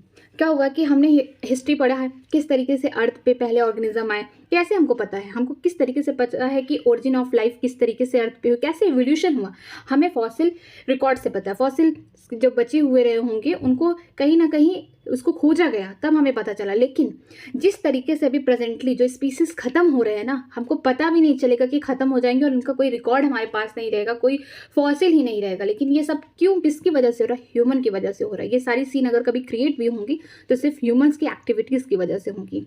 During the long period greater than 3 billion years since the origin and diversification of life on Earth, there are 5 episodes of mass extinction of species। ठीक है, 3 billion year से भी ज़्यादा की कहानी है किस तरीके से हमारे अर्थ पे स्पीसीज़ की ओरिजिन हुई, किस तरीके से हम बोल सकते हैं कि लिविंग ऑर्गेनिज्म आने लगे। ठीक है, अर्थ पे कैसे पहली बार हम बोल सकते हैं लाइफ आया अर्थ पे, किस तरीके से डाइवर्सिफिकेशन हुआ। ठीक है, यहाँ पे 5 एपिसोड हुए थे जहाँ पे मास एक्सटेंशन हुआ था स्पीसीज का, मीन्स बंटवारा हुआ था। How is the 6th extension presently in the progress different from the previous episode. जो 6th एक्सटेंशन है, जो हम बोल सकते हैं कि जो मास एक्सटेंशन है स्पीसीज का 6th वाला, वो कैसे होगा। देखिए अब उसका आंसर, the difference is in the rate, the current species extinction rate are estimate to be 100 to 1000 time faster than the pre human times and our activity are responsible for the faster rate. ठीक है, difference यही देखने को मिलेंगे कि जो 5th episode हो चुका है, जो 5 एपिसोड हो चुका है मास एक्सटेंशन ऑफ स्पीसीज का, अब जो 6th वाला एपिसोड आएगा मास एक्सटेंशन ऑफ स्पीसीज का ना, तो ये जो होगा 6 वाला ना, जो 5 से 100 से लेकर 1000 गुना ज़्यादा होगा, मीन्स उसकी स्पीड ज़्यादा होगी। क्यों होगी? क्योंकि पहले वाला जो हुआ है 5 एपिसोड जो मास एक्सटेंशन ऑफ स्पीसीज का, वो उसमें ह्यूमन का कोई रोल नहीं था, ह्यूमन की वजह से नहीं, वो सब कुछ नेचर की वजह से हुआ। लेकिन जो 6th वाला आएगा ना, वो 100 से 1000 गुना क्यों ज़्यादा फास्ट रहेगा? इसलिए रहेगा क्योंकि उसमें ह्यूमन की जो एक्टिविटीज़ है ये रिस्पॉन्सिबल है, ह्यूमन रिस्पॉन्सिबल इन सब चीज़ों के लिए। अब आगे देखते हैं।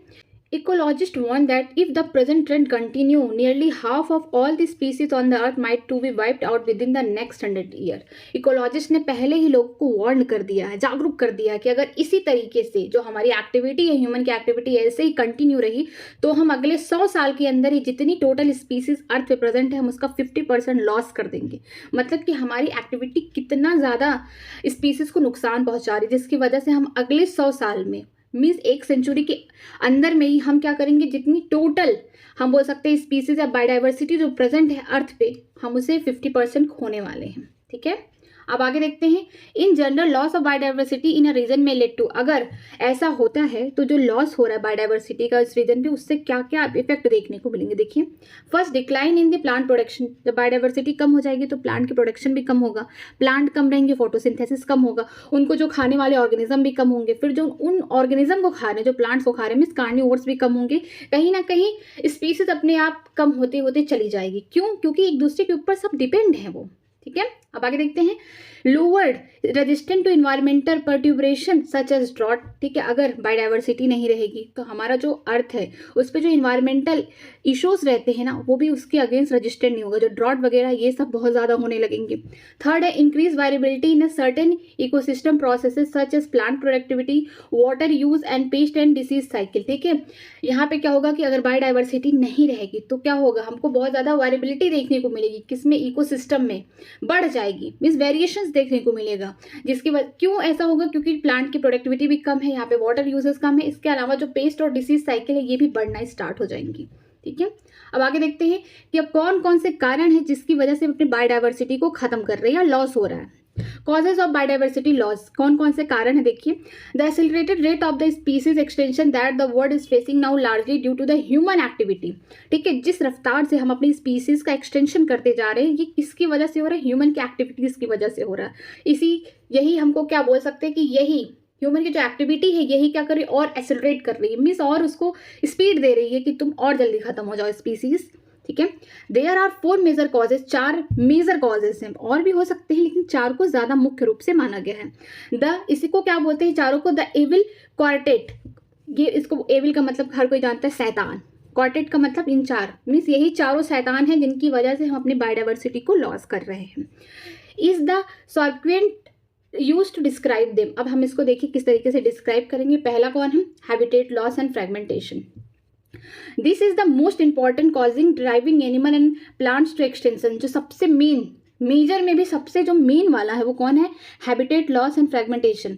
अगर घर हम बनाना स्टार्ट कर देंगे अगर इंसान, ठीक है, तो क्या होगा उस एरिया में, अगर हम फॉरेस्ट को ही काट के वहाँ पे घर बनाना स्टार्ट कर देंगे तो जो फॉरेस्ट में एनिमल प्लांट्स रहते थे वो कहाँ जाएंगे, उनको सर्वाइवल होने में दिक्कत होने लगेगी ना, उनको रहने में, उनको अपने खाने पीने हर एक चीज़ में दिक्कत होगी। आप ही सोचिए जिस घर में आप रह रहे, कोई आपका घर आपसे छीन ले तो फिर आप कहाँ रहेंगे, आपको ही दिक्कत होने लगेगी खाने पीने रहने की हर जगह। तो ऐसी जो स्पीसीज ऐसी जगह रहते हैं जहाँ उनका घर है, जैसे फॉरेस्ट हो गया, जो भी एरिया है जहाँ पे अभी ह्यूमन नहीं रहते तो उनका घर ही हो गया। तो अगर वहाँ पे ह्यूमन आके अपना घर बनाना स्टार्ट कर दें या फिर अपनी एक्टिविटीज करना स्टार्ट कर दे तो इससे क्या होगा कि जो वहाँ के स्पीसीज होंगे प्लांट या एनिमल उनको भी प्रॉब्लम होना स्टार्ट हो जाएगी, कहीं ना कहीं वो विलुप्त हो जाएंगे। अब देखिए, the more dramatically example of the habitat loss come from the tropical rain forest. जो सबसे बोल सकते हैं कि खतरनाक या बहुत ड्रामेस्टिकली एग्जाम्पल कहाँ का दिया गया, हैबिटेट लॉस का ट्रॉपिकल रेन फॉरेस्ट की बात की गई है। ठीक है, once covering more than 40% of the earth land surface, this rain forest now cover no more than 6%। एक ज़माना था जब 14% से भी ज़्यादा अर्थ का लैंड कहाँ रहता था, ट्रॉपिकल रेन फॉरेस्ट में। अब सिर्फ 6% है, मीन्स कि अब 8% कहाँ चला गया, वो कट गया। वहाँ पे ह्यूमंस रहने लगे, उनकी एक्टिविटी होने लगी। तो देखिए पहले कितना था, 14% से ज़्यादा था अर्थ के लैंड का या अर्थ के सरफेस का, हम बोल सकते हैं 14% कहाँ था, इसको हम बोलते हैं ट्रॉपिकल रेन फॉरेस्ट का पार्ट था। लेकिन अब कट वट के कितना हो गया, 6% हो गया, मीन्स 8% ह्यूमन ने उस जगह को यूज़ कर लिया, यूटिलाइज कर लिया। अब देखिए, they are being destroy fast, अब वो बहुत तेज़ रफ्तार से डिस्ट्रॉय हो रहे हैं। देखिए, by the time you finish the reading this chapter 1000 more hectare of the rainforest would have lost। ठीक है, अगर आप ये जो चैप्टर है इस किताब को पूरी तरीके से जब आप चैप्टर खत्म कर लेंगे, ठीक है, तब तक हजारों हेक्टर जो है रेन फॉरेस्ट कट चुके होंगे।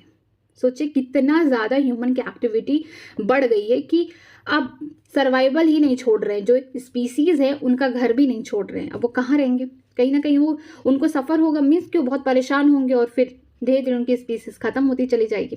अब देखिए, the Amazon rain forest it is so huge it is called as the lungs of planet, harboring the probably million of the species is being cut and clear for cultivating soybean and for conversion of grassland for raising beef cattle। ठीक है, सबसे बड़ा जो forest है Amazon rain forest है, इसको हम बोलते हैं लंग्स ऑफ प्लैनेट। हमारे जो प्लैनेट अर्थ है उसका क्या है, फेफड़ा है, लंग्स है। ऐसा क्यों कहा गया, क्योंकि इस फॉरेस्ट से ना 20% ऑक्सीजन इसी फॉरेस्ट से हमारे अर्थ के एटमॉस्फेयर में आती, इसी वजह से हम अमेजन रेन फॉरेस्ट को बोलते हैं lungs of the earth planet या प्लैनेट बोलते हैं। ठीक है, अब इस अमेजन रेन फॉरेस्ट में क्या हो रहा है कि कटिंग हो रही है। कटिंग का मतलब इनको साफ किया जा रहा है। क्यों किया जा रहा है, ताकि वहाँ पे सोयाबीन बो सकें, ताकि वहाँ पे ग्रासलैंड बना सके और हम बीफ कैटल, मतलब वहाँ पे हम कैटल्स को रखें ताकि उनका बीफ, उनका मांस बेचा जाए। इसलिए मीन्स कि ह्यूमन अपने यूज़ के लिए फॉरेस्ट को भी नहीं छोड़ रहा, वहाँ उसको भी ख़त्म कर रहा, और कहीं ना कहीं इससे कई मिलियन स्पीसीज खतरे में हैं और एक्सटिंक्ट भी हो रही है डे बाय डे। ठीक है, Beside total loss, the degradation of many habitat by pollution also threaten the survival of many species। इसके अलावा भी बोल सकते हैं कि जो हैबिटेट है बहुत सारे स्पीसीज का पोल्यूशन की वजह से भी क्या हो रहा है, ख़त्म हो रहा है। When large habitat are broken into small fragments due to various human activity, mammal and bird require large territory and certain animals with migratory habitat are badly affected, leading to the population decline। जैसे क्या होता है, कुछ ऐसे animal plants होते हैं उनको large territory चाहिए, मीन्स बहुत ज़्यादा जगह चाहिए अपने आप को ग्रो करने के लिए, अपने आप को प्रोड्यूस करने के लिए उनको काफ़ी ज़्यादा जगह चाहिए। लेकिन ह्यूमन क्या कर रहे हैं कि जो बड़ा एरिया, मान लीजिए पूरा एरिया है, इसमें से छोटे छोटे फ्रैगमेंट, यहाँ ह्यूमन रह रहे हैं तो यहाँ पे थोड़ी सी जगह दे दिए प्लांट्स और एनिमल्स को, फिर यहाँ ह्यूमन रहने लगे, फिर लेकिन जो प्लांट्स और एनिमल जिनको ज़्यादा जगह चाहिए, जो मैमल्स को ज़्यादा जगह चाहिए, उनके लिए तो छोटा कम जगह में उनको रहना बहुत दिक्कत हो रहा है। तो कहीं ना कहीं वो क्या कर रहे हैं, माइग्रेट कर रहे हैं, उस जगह से कहीं दूसरी जगह भागने की कोशिश कर रहे हैं। उसमें भी क्या हो रहा है कि उनको बहुत नुकसान हो रहा है, उसमें भी उनकी डेथ हो जा रही है, और जिसकी वजह से क्या हो रहा है, पॉपुलेशन उनका डिक्लाइन हो जा रहा है। मीन्स की स्पीसीज पे इफेक्ट पड़ेगा। अगर किसी का पॉपुलेशन कम हो जा रहा है तो उसकी स्पीसीज कहीं ना कहीं कम हो रही है। ठीक है, अब नेक्स्ट रीजन देखिए, ओवर एक्सप्लॉटेशन, कि हम किसी चीज़ का ज़्यादा इस्तेमाल कर दिए। अब ये स्पीसीज की बात हो रही है, चलिए देखते हैं। Human have always depended on nature for food and shelter, but when need turn to greed it lead to over exploitation of natural resources. ठीक है, ह्यूमन जो है, इंसान, ये नेचर पे बहुत डिपेंड है, खुद से कुछ करना नहीं चाहता है। ठीक है, फूड हो गया, शेल्टर हो गया, सब कुछ नेचर से ले रहा है। जब उसकी ये ज़रूरतें, ठीक है, लालच में बदल जाए तो क्या हो जाएगा, तब हो जाएगा हम लोग ओवर एक्सप्लोटेशन कर रहे हैं नेचुरल रिसोर्सेज का। जो चीज़ हमें जंगल से मिल रही है, अगर हम उसको अपने यूज़ के अलावा अब वहीं उसको बेचना स्टार्ट कर दे तो ये हमारी नीड किस में बदल गई, ग्रीड में बदल गई। हम पैसा कमाना भी स्टार्ट कर दिए, तो ये क्या हो गया, ओवर एक्सप्लोटेशन हो गया यहाँ पे। अब देखिए एग्जाम्पल दिया गया है, many species extinction in the last 500 years, Steller sea cow, passenger pigeon were due to over exploitation by human. ठीक है, बहुत सारी स्पीसीज हमारे नेक्स्ट 500 ईयर एगो, अगर आपसे देखिए 500 साल पहले, हमने इतना ज़्यादा उसका यूज़ कर दिया जिसकी वजह से वो ह्यूमन की वजह से ही विलुप्त हो गई। जैसे एग्जांपल दिया है स्टीलर सिकाऊ जो रसिया का था, ठीक है, इसका ज़्यादा इस्तेमाल किया। इसके अलावा पैसेंजर पीजन, मीन्स ऐसी पीजन जिसका इस्तेमाल करके लोग अपना मैसेजेस देते थे एक जगह से दूसरी। ये गाना सुने, कबूतर जा जा जा, तो क्या होता था, कबूतर के पैर में या कबूतर के चोंच में हम अपना मैसेज दे देते थे और उसको उड़ा देते थे कि तुम जाओ वहाँ उसको संदेशा हमारा पहुँचा दो।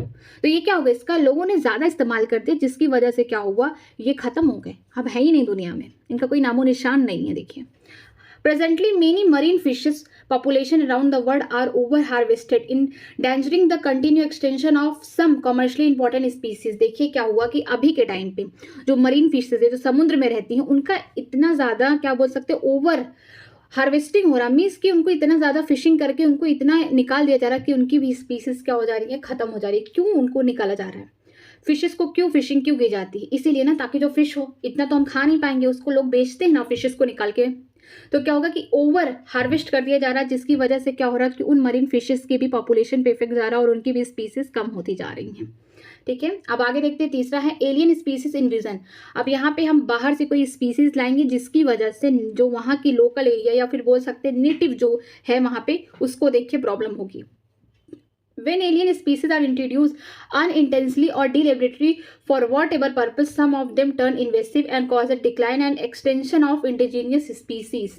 ठीक है, जब हम बाहर से कोई एलियन स्पीसीज या हमारा कोई इरादा ऐसा नहीं अनजाने में लाते हैं या फिर हम जानबूझ के लाते हैं, उस जगह पे रख देते हैं जो जहाँ पे लोकल स्पीसीज रहती हैं, तो उसकी वजह से क्या होगा, जो एलियन स्पीसीज है उसकी वजह से जो हमारी लोकल स्पीसीज है कहीं ना कहीं उनको खतरे में आ जाती है, उनकी स्पीसीज खत्म हो जाती है। अब देखिए एग्जाम्पल लिया गया है, the Nile perch introduced into the Lake Victoria in the East Africa led eventually to the extension of an ecological unique assemblage of more than 200 species of squid fish in the lake। ठीक है, क्या हुआ कि एक lake है, ठीक, कहाँ का है लेक, ये है विक्टोरिया लेक, ठीक, कहाँ पे है, ईस्ट अफ्रीका में है। ठीक है, यहाँ जो एलियन स्पीसीज है वो है नीलप्रिच, ये एलियन स्पीसीज है, इसको कहाँ लाके छोड़ दिया गया, जो ईस्ट अफ्रीका में जो लेक है जिसका नाम विक्टोरिया है वहाँ पे लाके छोड़ दिया गया। लेकिन यहाँ पे तो इस लेक में यहाँ पे जो लोकल स्पीसीज रहेंगी ना इस फिश की या फिर जो भी ऑर्गेनिज्म यहाँ जो पानी में रहते हैं यहाँ पे रहेंगे ना। लेकिन क्या हुआ, जब हमने बाहर से जो एलियन स्पीसीज को लाके इस विक्टोरिया लेक में छोड़ दिया तो देखने को मिला कि जो 200 से ज़्यादा जो स्पीसीज किसकी थी, स्क्विड की थी। स्क्विड एक फिश है, इसकी स्पीसीज क्या हो गई, खत्म हो गई, 200 से ज़्यादा इसकी स्पीसीज खत्म हो गई उस लेक में। तो सोचिए कितना डेंजर था ये alien species. You must be familiar with the environmental damage cause and threat and pose to our native species by invasive weed like the carrot grass, parthenium lantana, water hyacinth eichhornia. ठीक है, आपको एक familiar example भी पता होगा, जैसे कि गलती से या फिर बोल सकते हैं कि जानबूझ के क्या हुआ, इंडिया में वीट आया, ठीक है, गेहूं आया और गेहूं में ही क्या आ गया, कुछ घास आ गई। घास का मतलब है कि वीट्स आ गए जो अनवांटेड सीड थे, हमें ज़रूरत नहीं थी, हमें तो बस गेहूं लेना था। तो क्या हुआ, इंडिया में वीट के साथ ना कुछ और ऐसी स्पीसीज आ गई जो हम बोल सकते वीट है, ठीक, उसका नाम है कैरेट ग्रास, ये साथ में आ गई। ये इतना ज़्यादा आ गई, मतलब कि इतना ज़्यादा इंडिया में इसका ग्रो हो गया। ये क्या है कि एलियन स्पीसीज़ है, जिसकी वजह से प्रॉब्लम है, ये पूरी तरीके से हमारा इंडिया इससे छुटकारा ही नहीं पा रहा है। लैंटाना हो गया, या फिर वाटर हाइसिंथ रिकॉर्डिया। आप पानी देखे होंगे तालाब या लेक, तो देखे होंगे ना कि जो उस पर फ्लावर है पर्पल कलर या फिर बोल सकते हैं ब्लूइश कलर में होते हैं। ये क्या करते हैं ना, इनसे प्रॉब्लम क्या है, प्रॉब्लम यही है कि ये पानी में रहेंगे और यहाँ अपना इतना ग्रो कर लेंगे कि पूरा तालाब इन्हीं से भर जाएगा, जिसकी वजह से क्या होगा कि जो इनके रूट्स पूरी तरीके से इस तरीके से पूरा एकदम कवर कर लेंगे, तो इसमें जो पानी के अंदर जो फिशेज हैं, जो एक्वेटिक एनिमल्स हैं, इनको ऑक्सीजन नहीं मिल पाएगा, फिर उनकी डेथ होने लगती है।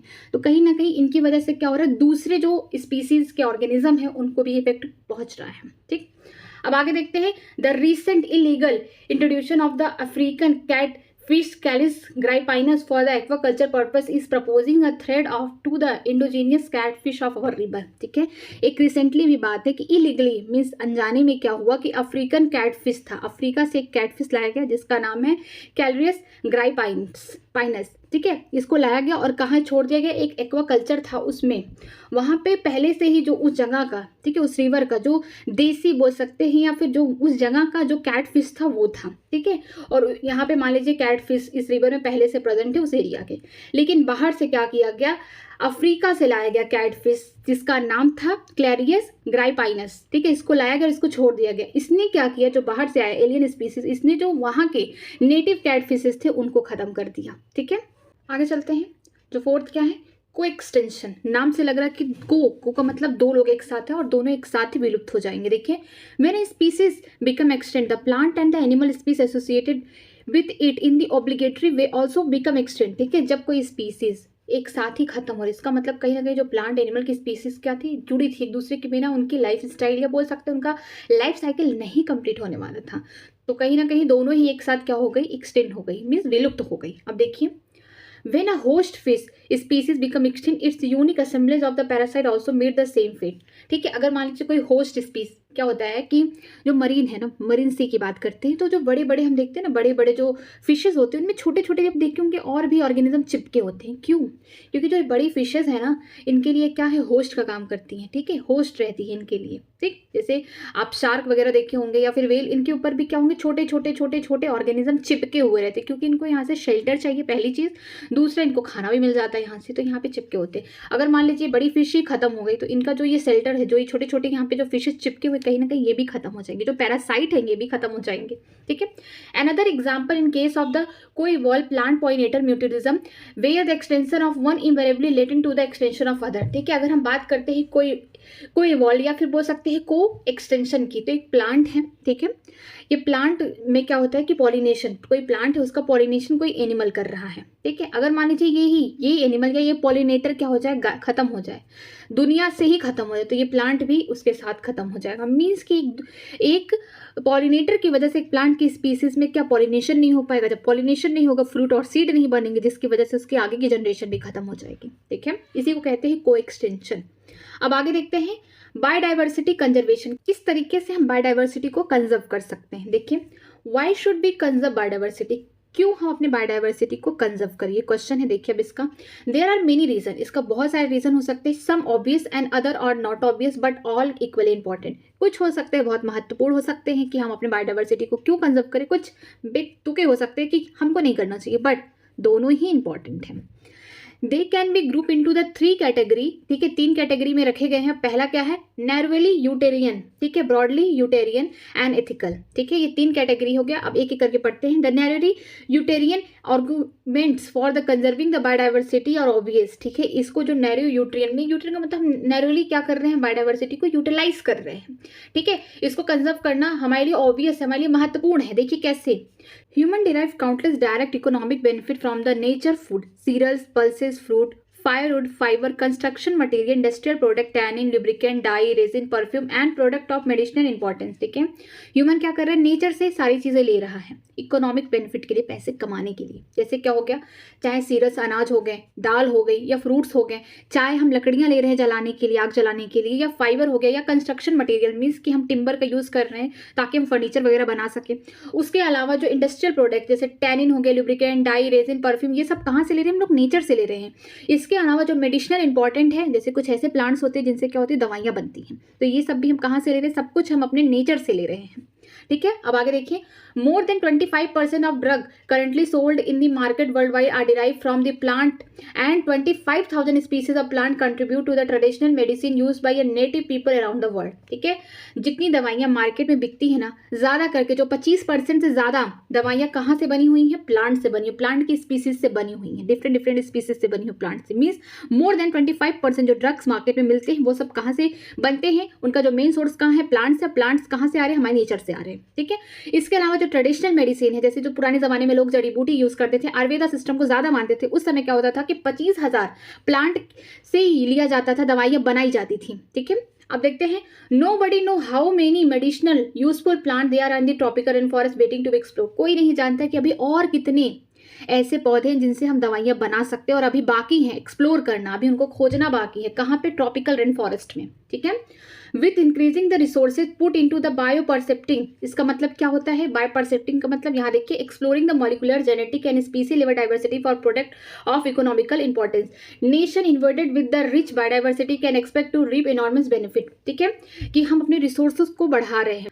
बायो परसेप्टिक का मतलब क्या होता है कि हम मॉलिक्यूलर लेवल पे, जीन के लेवल पे, मीन जेनेटिक लेवल पे, स्पीसीज के लेवल पे हम क्या करें, प्रोडक्ट निकालना और उसको पैसे के लिए बाजार में या कि हम बोल सकते हैं मार्केट में बेच रहे हैं। ठीक है, इसके अलावा हमारे पास इतने रिसोर्सेस है कि जो अभी नेशन में ये जो इतनी सारी जो बायोडाइवर्सिटी हमको कहाँ से मिले, हमें अपने नेचर से मिल रही, ताकि हम इससे बेनिफिट पा सकें। ठीक है, दूसरा क्या है, broadly utilitarian argument say that the biodiversity play a major role in many ecosystem services that nature provide. जो ब्रॉडली है, मीन्स ब्रॉडली का मतलब अब ज़्यादा से ज़्यादा जो चीज़ें हम नेचर से ले रहे हैं। ठीक है, हम इसको बोल सकते हैं कि हम ब्रॉड लेवल पे देखना चाहते हैं। ठीक है, तो हमारा जो इकोसिस्टम है, जो सर्विसेज हमें कहाँ से मिली है, हमारे नेचर से मिल रही है बहुत सारी चीज़। जैसे अभी देखिए एग्जाम्पल दिया है, the fast revealing Amazon forest is estimated to produce through photosynthesis 20% of total oxygen in the earth atmosphere। ठीक है, जो हमारा Amazon rain forest south America में जो प्रेजेंट है, ठीक है, यहाँ से फोटोसिंथेसिस जब प्लांट करते हैं तो यहाँ से 20% ऑक्सीजन हमारे अर्थ के एटमॉस्फेयर में कहाँ से आ रहा है, अमेजन रेन फॉरेस्ट से आ रहा है। ठीक है, can we put an economic value on this services by nature. क्या हम टैग लगा सकते हैं कि जो हम नेचर से जो सर्विसेज ले रहे हैं, क्या हम उसकी भी प्राइस दे सकते हैं, उसको भी हम बोल सकते हैं कि हम पैसा दे सकते हैं, उसकी भी कोई वैल्यू है। आप देखिए, you can get some idea by finding out much your neighbourhood hospital spend on the cylinder of the oxygen. अगर आपको ऐसा आइडिया लगता है तो आप अपने आसपास के हॉस्पिटल में जाइए, जो सिलेंडर में ऑक्सीजन आते हैं, जिसमें क्या होता है, जिनको ऑक्सीजन की कमी हो जाती है तो ऑक्सीजन मास्क दिया जाता है और सिलेंडर में ऑक्सीजन होता है, तो आप उसका खुद पैसा पे कर देखिए कि कितना लगता है। और हम तो जब तक सर्वाइव करते तब तक हम लोग अपने नेचर से कुछ ना कुछ लेते ही रहते हैं। तो सोचिए हमारी लाइफ में अगर हम नेचर को भी सर्विसेज देने लगे, मीन्स पैसा देना स्टार्ट कर दे, तो हम जी भी नहीं पाएंगे। ठीक है, अब देखिए एग्जांपल दिया है, pollination without which the plant can not give us fruit और seeds and other services. Ecosystem provide through the pollinator layer like bee, humble bee, birds and bat. ठीक है, जो पॉलिनेशन हो रहा है फ्लावर्स में, मीन्स प्लांट में जो पॉलिनेशन होता है, अगर पॉलिनेशन नहीं हो तो फ्रूट नहीं बनेंगे, हमको फ्रूट नहीं मिलेगा, सीड नहीं बनेंगे। ये सब भी दूसरी सर्विसेज है हमारे नेचर के द्वारा हमें दी जा रही हैं, ताकि जो हमारा इकोसिस्टम है, जैसे पॉलिनेटर हो सकते हैं, वी हो सकता है, हम्बल बी, बर्ड्स हो सकते हैं, बहुत ज़्यादा पॉलिनेटर होते हैं, बैट हो सकता है, इवन ह्यूमन भी पॉलिनेशन कभी कभी करा देता है गलती से। लेकिन ये सब क्या हमारे लिए एक सर्विसेज प्रोवाइड करती है। What will be the cost of the organising the pollination without the help from the natural pollinator. क्या कॉस्ट रखेंगे जब पॉलिनेशन किसकी हेल्प से ना हो, जो ये ये सब नेचुरल पॉलिनेटर हैं, मीन्स नेचर ने इन्हें बनाया कि तुम्हें पॉलिनेशन करना है। ठीक है, तो आप क्या पैसा रखेंगे, ठीक है, अगर आपको पॉलिनेटर बाहर से लाना पड़े तो। देखिए, there are other intangible benefits that we derive from the nature. The aesthetic pleasure of the walking through the thick wood, watching spring flower in full blooms, or waking up the bulbul song in the morning. Can we put a price tag on such things? देखिए, इसके अलावा भी और चीज़ हम nature में लेते हैं कि जब हमारा टहलने का मन करता है तो हम क्या करते हैं कि जो हमारे आसपास के गार्डन है, या फिर हम अगर अच्छी जगह रहते हैं तो और अच्छी फैसिलिटीज रहती हैं, हम वहाँ पे टहलते हैं, देखते हैं कि जो स्प्रिंग सीजन है वहाँ पे जब फ्लावर्स खिलते हैं तो कितना अच्छा लगता है। ये सब नेचर की देन है, जिससे हमको अच्छा फील हो रहा है, हमको सुकून मिल रहा है। इसके अलावा जब हम बर्ड्स के गाने की आवाज़ सुनते हैं, जैसे बुलबुल हो गई, ठीक है, कुकोज हो गए, तो हमको कितना अच्छा फील होता है। क्या इन सब का भी हम प्राइस टैग लगा सकते हैं नेचर को, हम क्या इस सब का पेमेंट कर सकते हैं, पैसा दे सकते हैं? अब देखते हैं तीसरा क्या है, ethical argument for the conserving biodiversity related to what we own 2 million of plants animal and microbe species with whom we share this planet. जो हमारा एथिकल आर्गुमेंट ये कहता है कि हमें अपनी बायोडाइवर्सिटी को कंजर्व करना चाहिए। क्यों करना चाहिए? जो मिलियंस ऑफ प्लांट्स हैं, एनिमल हैं, माइक्रोब स्पीसीज हैं, उनके साथ हमें अच्छे से मिल बट के रहना चाहिए इस अर्थ पे। ठीक है। Philosophically or spiritually, we need to realize that every species have an intrinsic value even if it may not be current or any economical value to us। ठीक है। हमें philosophically या spirituality के साथ हमें हर एक species को, चाहे वो प्लांट हो, माइक्रोब्स हो, एनिमल हो, कोई भी species हो, हमें क्या करना चाहिए? उसका हमको उसकी बोल सकते हैं उसको वैल्यू देना चाहिए, चाहे वो उससे हमें बेनिफिट मिल रहा है चाहे नहीं, क्योंकि हर एक स्पीसीज का क्या होता है? एक अपना खुद का इंट्रिंसिक वैल्यू होता है। ठीक है। We have a moral duty to care of their well-being and pass on our biological legacy in the good order to future generation। हमारी ड्यूटी है। ठीक है। हमारा ड्यूटी ये है कि हमें अपने नेचर को अच्छे से रखना है, मीन्स कि हमें जो बायोडाइवर्सिटी है इनको बचा के रखना है ताकि हमारा जो फ्यूचर हो इसी तरीके से अच्छा रहे। ठीक। आगे देखते हैं, how do we conserve biodiversity. हम किस तरीके से अब बायोडाइवर्सिटी को कंजर्व करेंगे? अब इतना मोटिवेट हो गए कि हमें नेचर से इतनी सारी सर्विसेज मिलती हैं, हम उसको बिना पैसा दिए सब कुछ उससे यूटिलाइज कर रहे हैं सारी सर्विसेज, तो हमारे मन में भी क्या आ गया? एक जोश आ गया कि हम अपनी बायोडाइवर्सिटी को किस तरीके से कंजर्व करके रख सकते हैं। अब देखिए क्या लिखा है, when we conserve and protect the whole ecosystem it is biodiversity at the level is protected. We save the entire forest to save the tiger. ठीक है। अगर हमें कंजर्व करना है, प्रोटेक्ट करना होल इकोसिस्टम को पूरा, जैसे कि एक एग्जांपल दिया कि अगर हमको टाइगर बचाना है, ठीक है, हम टाइगर को अगर बचाना चाहते हैं कि खत्म ना हो फ्यूचर में, उनको कोई प्रॉब्लम हो रही है तो उनको हम देखभाल करना चाहते हैं, तो हम पूरे फॉरेस्ट को कंजर्व कर रहे हैं, मीन्स पूरे फॉरेस्ट की केयर कर रहे हैं ताकि हमारा जो टाइगर है वो सेफ रहे। ठीक है। तो इस टाइप की अप्रोच को क्या कहते हैं? देखिए, this approach is called in situ on site conservation. क्या कर रहे हैं कि फॉरेस्ट, जंगल में ही टाइगर रहते हैं, लायन रहते हैं। ठीक है। बड़े बड़े जो जानवर हैं, खूंखार जानवर जो हैं, ये सब कहाँ रहते हैं? फॉरेस्ट। किसी के घर में तो हम पेट की तरह रख नहीं सकते हैं, नहीं तो हम ही को ही खा जाएंगे ये। ठीक है।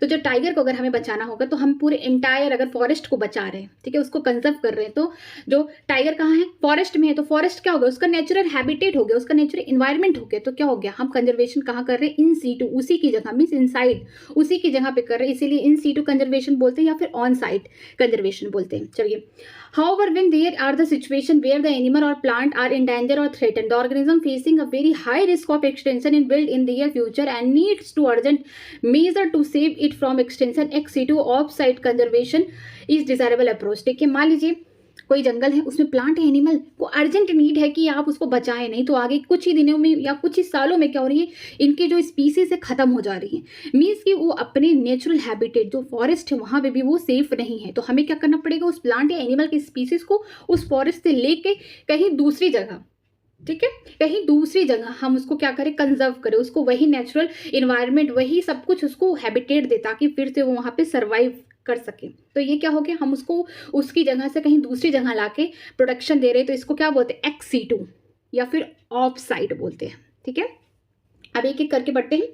इन सीटू कंजर्वेशन क्या होता है? इन सीटू का मतलब ये हो रहा है कि इनसाइड, उसी की जगह पे जहाँ वो एनिमल है या फिर वो ऑर्गेनिज्म, चाहे प्लांट या एनिमल है, अपनी ही जगह, उसकी ही जगह पे हम क्या कर रहे हैं? कंजर्व कर रहे हैं। तो इसको बोलते हैं इन सीटू कंजर्वेशन या फिर ऑन साइट कंजर्वेशन। ठीक है।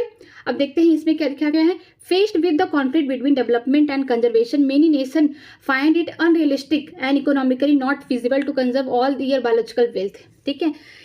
जो इतनी प्रॉब्लम हो रही है, इस सब चीज़ों में भी कॉन्फ्लिक्ट हुआ। कॉन्फ्लिक्ट का मतलब आर्गुमेंट्स हुए कि हमें तो इन सब चीज़ों से कोई बेनिफिट नहीं मिल रहा, हम क्यों किसी बायोडाइवर्सिटी को बचाएं, हमें तो कोई वेल्थ नहीं मिला, मीन्स हम उससे को बेच के या फिर उससे कोई प्रोडक्ट निकाल के हम मार्केट में बेच नहीं पा रहे हैं। तो ये सब लोगों का क्या है, ऐसे नेशन में, मतलब कई राष्ट्रों में ये सब बातों पे कॉन्फ्लिक्ट हुई। ठीक है। आर्गुमेंट हुआ कि हम क्यों जो ये प्लांट्स है या एनिमल जो खत्म होने वाले कगार पे, हमें इन्हें क्यों बचाएं, हमें तो कोई फायदा नहीं हो रहा है ना, क्यों हम इसको सेव करें। ठीक है। ये सब भी कॉन्फ्लिक्ट हुआ। आप देखिए, invariably the number of species waiting to be safe for extension far exceeded the conservation resource available. ठीक है। इसके अलावा बोला गया है कि बहुत सारी स्पीसीज ऐसे हैं जो अभी वेट कर रहे हैं कि उनको सेव किया जाए, क्योंकि वो फ्यूचर में कहीं ना कहीं खत्म होने वाले हैं। ठीक है। अब आगे देखते हैं। On global basis this problem has been address by eminent conservationist, मतलब कि इसको ग्लोब लेवल पे, मीन्स इसको पूरे संसार में फैलाया गया इस बात को कि हमें अपने बायोडाइवर्सिटी को बचाना चाहिए कि नहीं बचाना चाहिए। ठीक है। अब देखिए, they identify for maximum protection certain biodiversity hotspot region where very high level of species richness and high degree of endemism. ठीक है। That is the species confined to that area is not found elsewhere। ठीक है, क्या होता है कि biodiversity identify किया गया, खोजा गया कि देखा गया कि मैक्सिमम प्रोटेक्शन पहुंचाया जाए उन स्पीसीज को जो खत्म होने के कागार पे हैं, जो विलुप्त होने के कागार पे हैं। ठीक है, तो क्या हुआ कि बहुत ज़्यादा हॉट स्पॉट्स बनाए गए, बायोडाइवर्सिटी हॉट स्पॉट। ठीक है, इस रीजन में क्या होता है कि हाई डिग्री मीन्स यहाँ पे बहुत ज़्यादा स्पीसीज की रिचनेस होती है। ठीक है, क्यों? क्योंकि वो स्पीसीज जो खत्म होने वाले हैं फ्यूचर में, वो यहीं पे इनको यहीं पे बचाया जाता है, कंजर्व किया जाता है, प्रोटेक्शन दिया जाता है इस जगह पे। ठीक है, और यहाँ पे एंडेमिक का मतलब क्या होता है कि ऐसे स्पीसीज जो एक जगह पाए जाते हैं और दुनिया भर में और कहीं नहीं पाए जाते, मीन्स एक लोकेशन पे एक जगह पे पाए जाते हैं और कहीं नहीं पाए जाते। तो हॉट स्पॉट में वही सारे स्पीसीज पाए जाएंगे जो फ्यूचर में क्या होने वाले हैं, खत्म होने वाले हैं। तो उन्हीं स्पीसीज को यहाँ बचा के रखा जाएगा जिनको हाई रिस्क है एक्सटेंशन का। ठीक है, Initially 25 biodiversity hotspot were identified, but subsequently 9 are more added to the list and bringing the total number of biodiversity hotspot in the world is 34। ठीक है, शुरुआत के टाइम पे क्या हुआ, जब लोग जागरूक हुए तब क्या हुआ, हॉटस्पॉट बने, ऐसी जगह जहाँ पे उन स्पीसीज को रखा जाए जिनको फ्यूचर में खतरा है खत्म होने का, विलुप्त होने का। ठीक है, उनको रखा गया। स्टार्टिंग में कितने थे, 25 थे, फिर बाद में 9 और ऐड हुए और टोटल अब कितने हो गए हॉटस्पॉट, 34 हो गए। ठीक है, इनिशियली 25 बायोडाइवर्सिटी हॉटस्पॉट थे, फिर 9 बाद में ऐड किए गए ताकि 34 कर दिया जाए। ये पूरे वर्ल्ड की बात की गई है।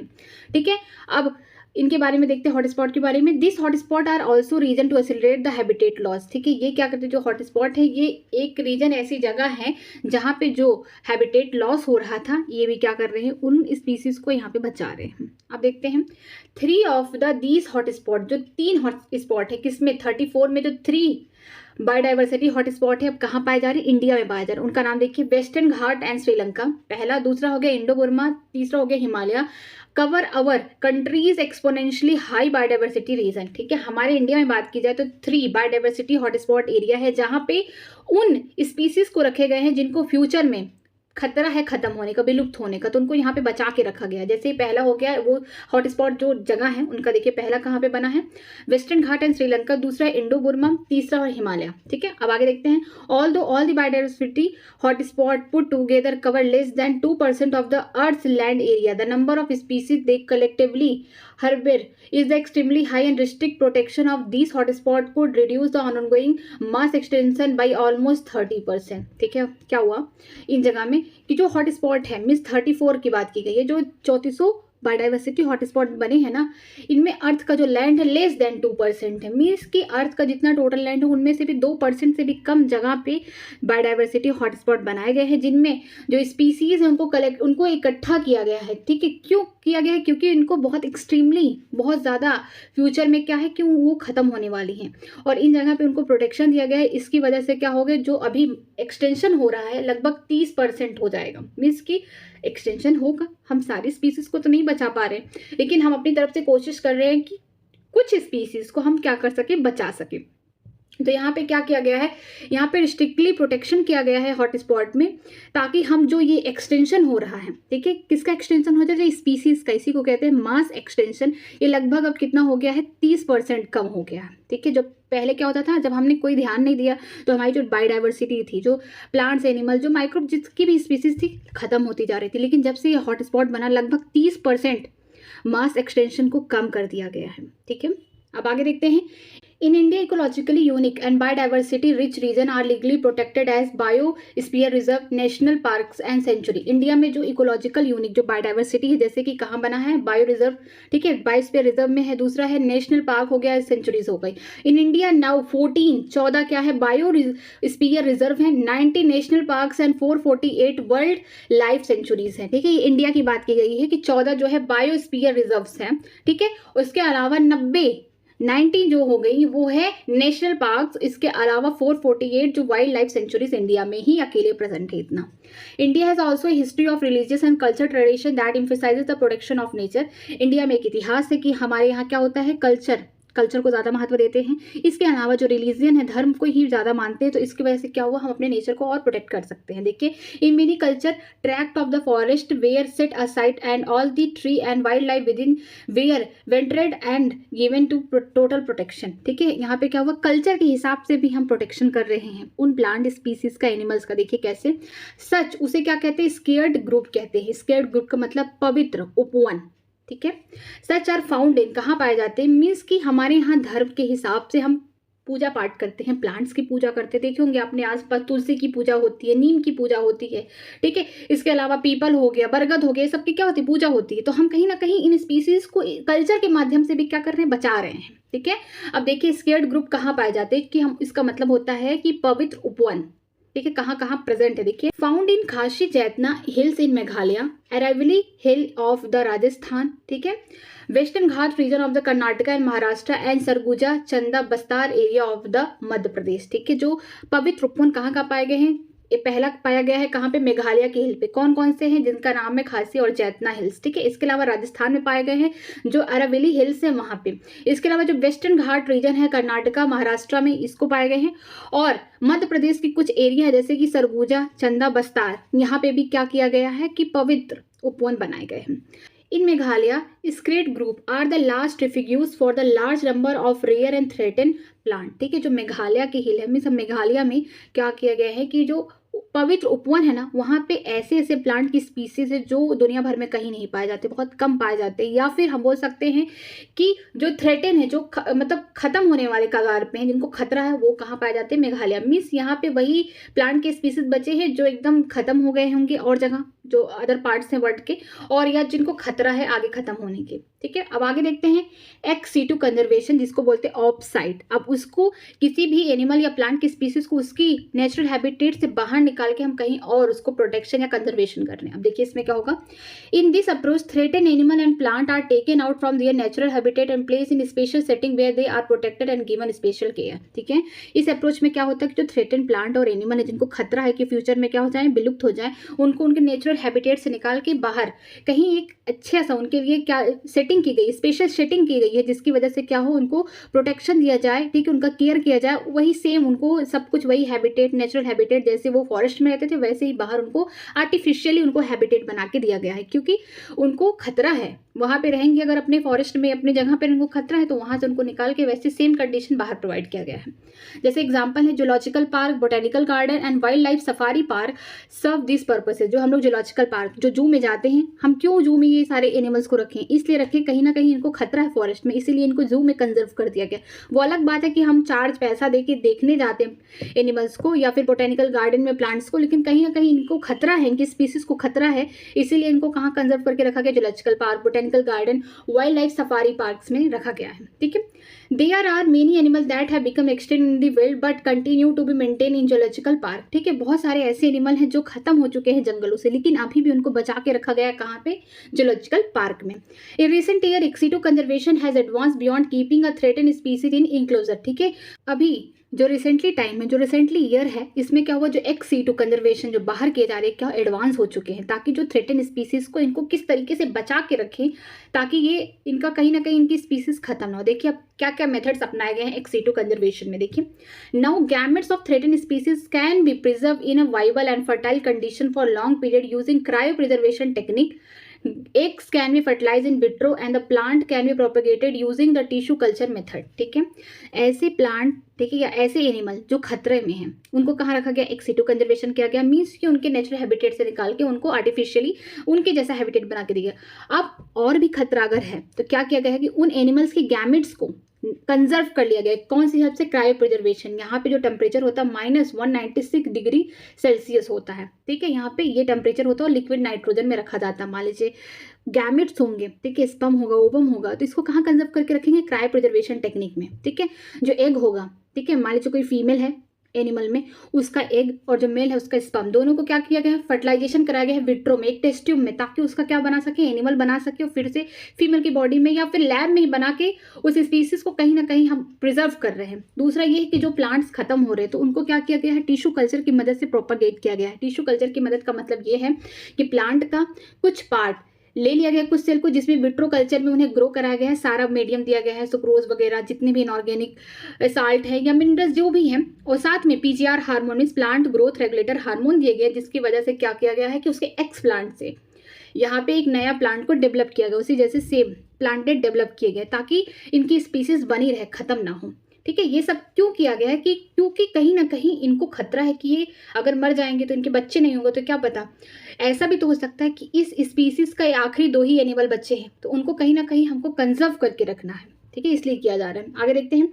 Seed of different genetic strain of commercially important plant can be kept for a long period in seed bank. ठीक है, जो सीड है डिफरेंट स्ट्रेन के, इनको कहाँ रखा गया प्लांट्स का, इनको रखा गया सीड बैंक में। सीड बैंक में इसलिए रखा गया है ताकि फ्यूचर में हम फिर से इसको उगा सकें और फिर से हम सीड को इकट्ठा कर सकें। ठीक, इस तरीके से कहाँ पे कंजर्वेशन किया जा रहा है, एक सीटू कंजर्वेशन है, ऑफ साइट है। अब देखते हैं, biodiversity knows no political boundary and its conservation is there for a collective responsibility of all nation. जो बायोडाइवर्सिटी का बचाव है, कंजर्वेशन है, ऐसा नहीं है कि राजनीतिक है, नहीं, हर नेशन के हर लोगों की जिम्मेदारी है, मीन्स हर देश के हर लोगों की जिम्मेदारी है कि हम अपने बायोडाइवर्सिटी को बचाएं, चाहे प्लांट हो चाहे एनिमल की स्पीसीज को खत्म ना होने दें। ठीक है, the historic convention on the biological diversity, the earth summit held in Rio de Janeiro in 1992 and called upon all the nation to take appropriate measure for conservation of biodiversity and sustainable utilization of its benefit। पहली बार हर राष्ट्र के लोग क्या हुआ, इस बात पे मान गए कि हमें अपनी बायोडाइवर्सिटी को बचाना चाहिए। तो जो अर्थ समिट है, ठीक है, अर्थ समिट, ठीक है, इसमें क्या किया गया कि ये इसको हेल्ड किया गया 1992 में ये हुआ, और इसको कहाँ पे, कौन सी जगह है, जिसका नाम है रियो डी जेनेरियो, एक जगह है, वहाँ पे इसको हेल्ड किया गया। एक संस्था बनाई गई, वहाँ पे लोगों ने इस बारे में, पूरे नेशन, सारे जितने नेशन थे सब आए, इकट्ठा हुए और सब ने अपनी बातें की, और लास्ट में यही कंक्लूजन निकला कि हम पूरी तरीके से अपने बायोडाइवर्सिटी को कंजर्व करेंगे और इसको सस्टेनेबल बनाएंगे। जो भी हम इससे यूज करें, इतना उसका ओवर यूज ना कर दे कि वो नेचर से एक्सटेंड हो जाए। ठीक है, तो प्रॉपर मेजर के साथ हमने बायोडाइवर्सिटी को बचाएंगे। इसके अलावा अब आगे देखिए, इन a follow-up the World Summit on Sustainable Development held in 2002 in Johannesburg, South Africa, 190 countries pledged their commitment to achieve by 2010 a significant reduction in the current biodiversity loss at global, region and local level। ठीक है, इसी के 10 साल बाद, किसके 10 साल बाद, 1992 का 10 साल बाद 2002 में, 1992 में क्या हुआ था, अर्थ समिट हुआ था। अब लेकिन 2002 में क्या हो रहा है, world summit on sustainable development हो रहा है। कहाँ हो रहा है, साउथ अमेरिका की एक जगह जहाँ है जोहान्सबर्ग, एक जगह है, वहाँ पे 190 कंट्रीज आई, इकट्ठा हुई, उन्होंने कमिटमेंट किया कि हम लोग 8 साल के अंदर ही जो रिडक्शन हो रहा है अभी करंटली, जो बायोडाइवर्सिटी हमारा चाहे ग्लोबल लेवल पे, चाहे रिलीजियस लेवल पे या लोकल लेवल पे जो भी खत्म हो रहा है, हम उसको 8 साल में कंट्रोल करके दिखाएंगे। मीन्स कि अपने बायोडाइवर्सिटी को हम कंजर्व करेंगे, किस लेवल पे करेंगे, global, religion and local level पे हम 8 साल में कंजर्व करेंगे। 8 साल कब से, क्योंकि 2002 में हुआ था क्या, world summit on sustainable development. ठीक है, 190 कंट्री आई, कहाँ पे आई, साउथ अमेरिका के जोहान्सबर्ग जगह पे आई। उन्होंने एक प्रतिज्ञा ली, कमिटमेंट लिया कि हम 2010 तक, मीन्स की 2002 से 2010 के बीच में 8 साल का गैप है, तो 8 साल के अंदर ही हम क्या करेंगे, जो करंटली अभी जो बायोडाइवर्सिटी खत्म हो रही है, चाहे ग्लोबल लेवल पे, चाहे रिलीजियस, चाहे लोकल लेवल पे, हम इसको क्या करेंगे, कंट्रोल करेंगे। ठीक है, चैप्टर तो खत्म हो गया है, चलिए समरी देख लेते हैं। Since life originated on the earth nearly 3.8 billion years ago, there had been enormous diversification of life form on the earth। ठीक है, समरी में कुछ चीजें छिपी रहती हैं, अब देखते हैं कौन कौन सी चीजें छिपी हैं। लाइफ ऑरिजिनेटेड अर्थ पे कब तक हुआ, नियरली 3.8 बिलियन ईयर अगो। ठीक है, तब हुआ, तब से क्या हुआ कि जब लाइफ आई, धीरे धीरे क्या हुआ, डाइवर्सिफिकेशन देखने को मिला लाइफ का, कहाँ पे, अर्थ पे, मीन्स की स्पीसीज का यहाँ से ओरिजिन होना स्टार्ट हुआ। Biodiversity refers to the sum of total diversity that exist at all level of biological organisation. ठीक है, बायोडाइवर्सिटी का मतलब क्या है कि सम ऑफ टोटल डाइवर्सिटी, कि पूरी डाइवर्सिटी का सम है, किसका, जो चाहे किसी भी लेवल पे हो, चाहे जेनेटिक लेवल पे हो, चाहे स्पीसीज लेवल पे हो, चाहे इकोलॉजिकल लेवल पे हो, सबका हम एक साथ इकट्ठा करके हम क्या बोलते हैं, बायोडाइवर्सिटी बोलते हैं। Of particular important is the diversity at genetic species and ecosystem level and conservation effort are aimed at protecting diversity at this level. ठीक है, जैसे बुक में 3 लेवल दिया था। ठीक है, पहला था जेनेटिक, स्पीसीज और इकोलॉजिकल या इकोसिस्टम लेवल पे। इसका यही उद्देश्य है कि हम इन सब बायोडाइवर्सिटी को कंजर्व करें। ठीक है, इस लेवल पे। अब आगे देखिए, more than 1.5 million species have been record in the world, but there might still be nearly 6 billion species on earth waiting to be discovered and name. ठीक है, अर्थ पे लगभग, पूरे अर्थ की बात की गई है कि लगभग 1.5 मिलियन स्पीसीज जो है, 1.5 मिलियन से भी ज़्यादा स्पीसीज क्या हो गई हैं, डिस्कवर हो गई हैं, जिनका नामो निशान आ गया है हमारी नज़रों में। लेकिन अभी भी लगभग 6 मिलियन स्पीसीज ऐसी हैं अर्थ पे जिनके बारे में अभी खोजना बाकी है, उनको बारे में डिस्कवर करना बाकी है, उनको डिस्क्राइब करना बाकी है। ठीक है, तो मतलब कि यही है कि अभी हम जितना भी स्पीसीज देखते हैं ये लगभग 1.5 मिलियन स्पीसीज ही हैं। ठीक है, अभी 6 मिलियन स्पीसीज क्या है, बाकी हैं, जिनको अभी हमने देखा ही नहीं है, जिनके बारे में अभी हम कुछ जानते ही नहीं हैं। ठीक है, आगे देखिए, ऑफ द नेम स्पीसीज ठीक है। More than 70% of animal which of the 70% are insect, जितनी स्पीसीज हैं जो मोर देन 1.5 मिलियन स्पीसीज है उनमें से भी 70% से ज़्यादा जो स्पीसीज होंगी एनिमल होंगी, और एनिमल में भी 70% क्या होंगे, इंसेक्ट होंगे। जैसे एग्जाम्पल लिया गया था कि 10 एनिमल कहीं किसी जगह पे हैं, उनमें से भी 10 एनिमल में से क्या होंगे, 7 इंसेक्ट होंगे, 3 अदर स्पीसीज होंगे एनिमल के। Okay, the total number of fungi are more species than the vertebrate species combined. जो स्पीसीज किसके, फंजाई के थे, वो वर्टिब्रेट्स का मतलब यहाँ पे सारे वर्टिब्रेट्स को मत ऐड कर लीजिएगा, बर्ड्स को छोड़ के, मीन्स की जो फंजाई की अकेली स्पीसीज ज़्यादा थी। अगर हम सम कर दें किसका, फिशेस का, एम्फीबियन का, रेप्टाइल का और मैमल्स का, इन चारों का जब हम सम अप कर देंगे ना स्पीसीज का, इससे ज़्यादा अकेले किसकी थी, फंजाई की स्पीसीज थी। India with about 45,000 species of plant and twice as many species of animal is one of the 12 mega diversity country of the world. India में अकेले 45,000 स्पीसीज किसकी हैं, प्लांट की हैं, और 90,000 स्पीसीज किसकी हैं, एनिमल की है। इसी वजह से इंडिया में जो लैंड है, अर्थ का पूरा लैंड 2.4% है, और इसमें स्पीसीज कितनी पाई जा रही है, 8.1%। ठीक है, वर्ल्ड का लैंड का कितना हिस्सा है, सिर्फ इंडिया के पास 2.4% लैंड है, ठीक है, पूरे अर्थ का।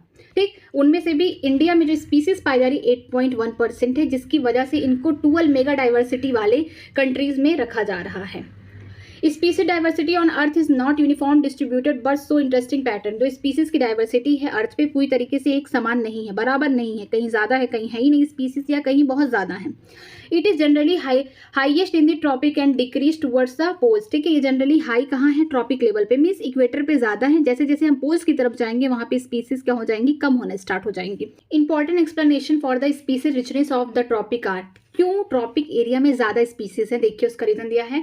Tropic had more evolutionary time, means के टॉपिक के पास क्या था कि इवोल्यूशनरी टाइम ज़्यादा था, मीन्स वहाँ पे इवोल्यूशन बहुत हुए, वहाँ पे नई नई स्पीसीज आके और ऐड हुई, स्पेसिएशन हुआ। ठीक है, they provide a relatively constant environment, यहाँ पे क्या हुआ, कांस्टेंट इन्वायरमेंट हुआ, मीन्स वेरिएशन नहीं है, फ्लक्चुएशन नहीं हुआ, सीजन नहीं ज़्यादा बदले, सब कुछ एकदम स्थिर रहा। And they receive more solar energy which contribute the higher productivity, और यहाँ पे जो सन की रेडिएशन थी लगातार पड़ती गई, जिसकी वजह से जो यहाँ के प्लांट्स थे वो खाना बनाते गए, उनकी प्रोडक्टिविटी होती गई, और अदर स्पीसीज भी आके यहाँ पे सर्वाइव करना स्टार्ट कर दिए। इंसान को क्या चाहिए, रहने के लिए जगह, खाने के लिए खाना, पहनने के लिए कपड़े, ये हमारी बेसिक नीड है। ऐसे एनिमल्स की भी नीड क्या है कि उनको वहाँ पे खाना मिल जाए, ठीक है, रहने के लिए जगह मिल जाए, और अपने लिए शिकार उनको मिल जाए। ठीक है, तो उनको क्या यही चाहिए रहने के लिए, ठीक है, ताकि वो अपना आगे रिप्रोडक्शन करके अपने बच्चे आगे बढ़ाते रहें। ठीक है, अब आगे देखिए, species richness is also the function of the area of the region. The species area relationship is generally a rectangular hyperbolic function. ठीक है, यहाँ पे एक ग्राफ बना था जिसमें क्या था, स्पीसीज रखा गया यहाँ पे, और यहाँ पे एरिया था। जैसे जैसे एरिया बढ़ा क्या हुआ, स्पीसीज बढ़ते गए, लेकिन कुछ टाइम के बाद कांस्टेंट होंगे। तो इसका जो ये जो ग्राफ है इसको बोलते हैं रेक्टेंगुलर हाइपरबोला बना, और इसका जो इक्वेशन था s = c⁴ था।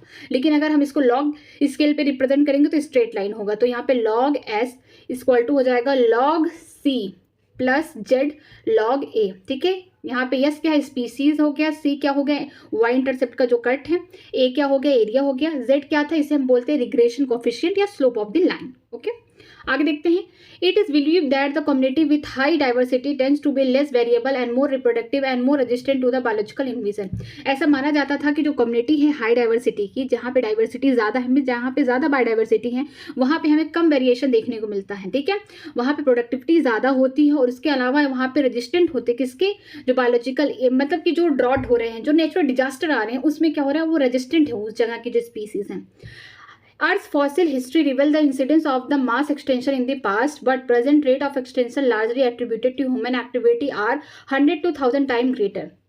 क्या हुआ कि हमारे पास फॉसिल के ही तौर से हम जाने कि अर्थ पे कौन स्पीसीज पहले आई थी, क्योंकि वहाँ पे क्या हो गया, 5 एपिसोड मास एक्सटेंशन हो गया, उन स्पीसीज का खात्मा हो गया। लेकिन जब 6 एपिसोड आएगा, मास एक्सटेंशन होगा स्पीसीज का, ये पहले से जो 5 एपिसोड हुए हैं ना, उनसे 100 से 1000 गुना क्या होगा, ज़्यादा होगा। क्यों ज़्यादा होगा, इसकी स्पीड क्यों ज़्यादा होगी, इसलिए होगी क्योंकि ह्यूमन की एक्टिविटी इसमें इन्वॉल्व है।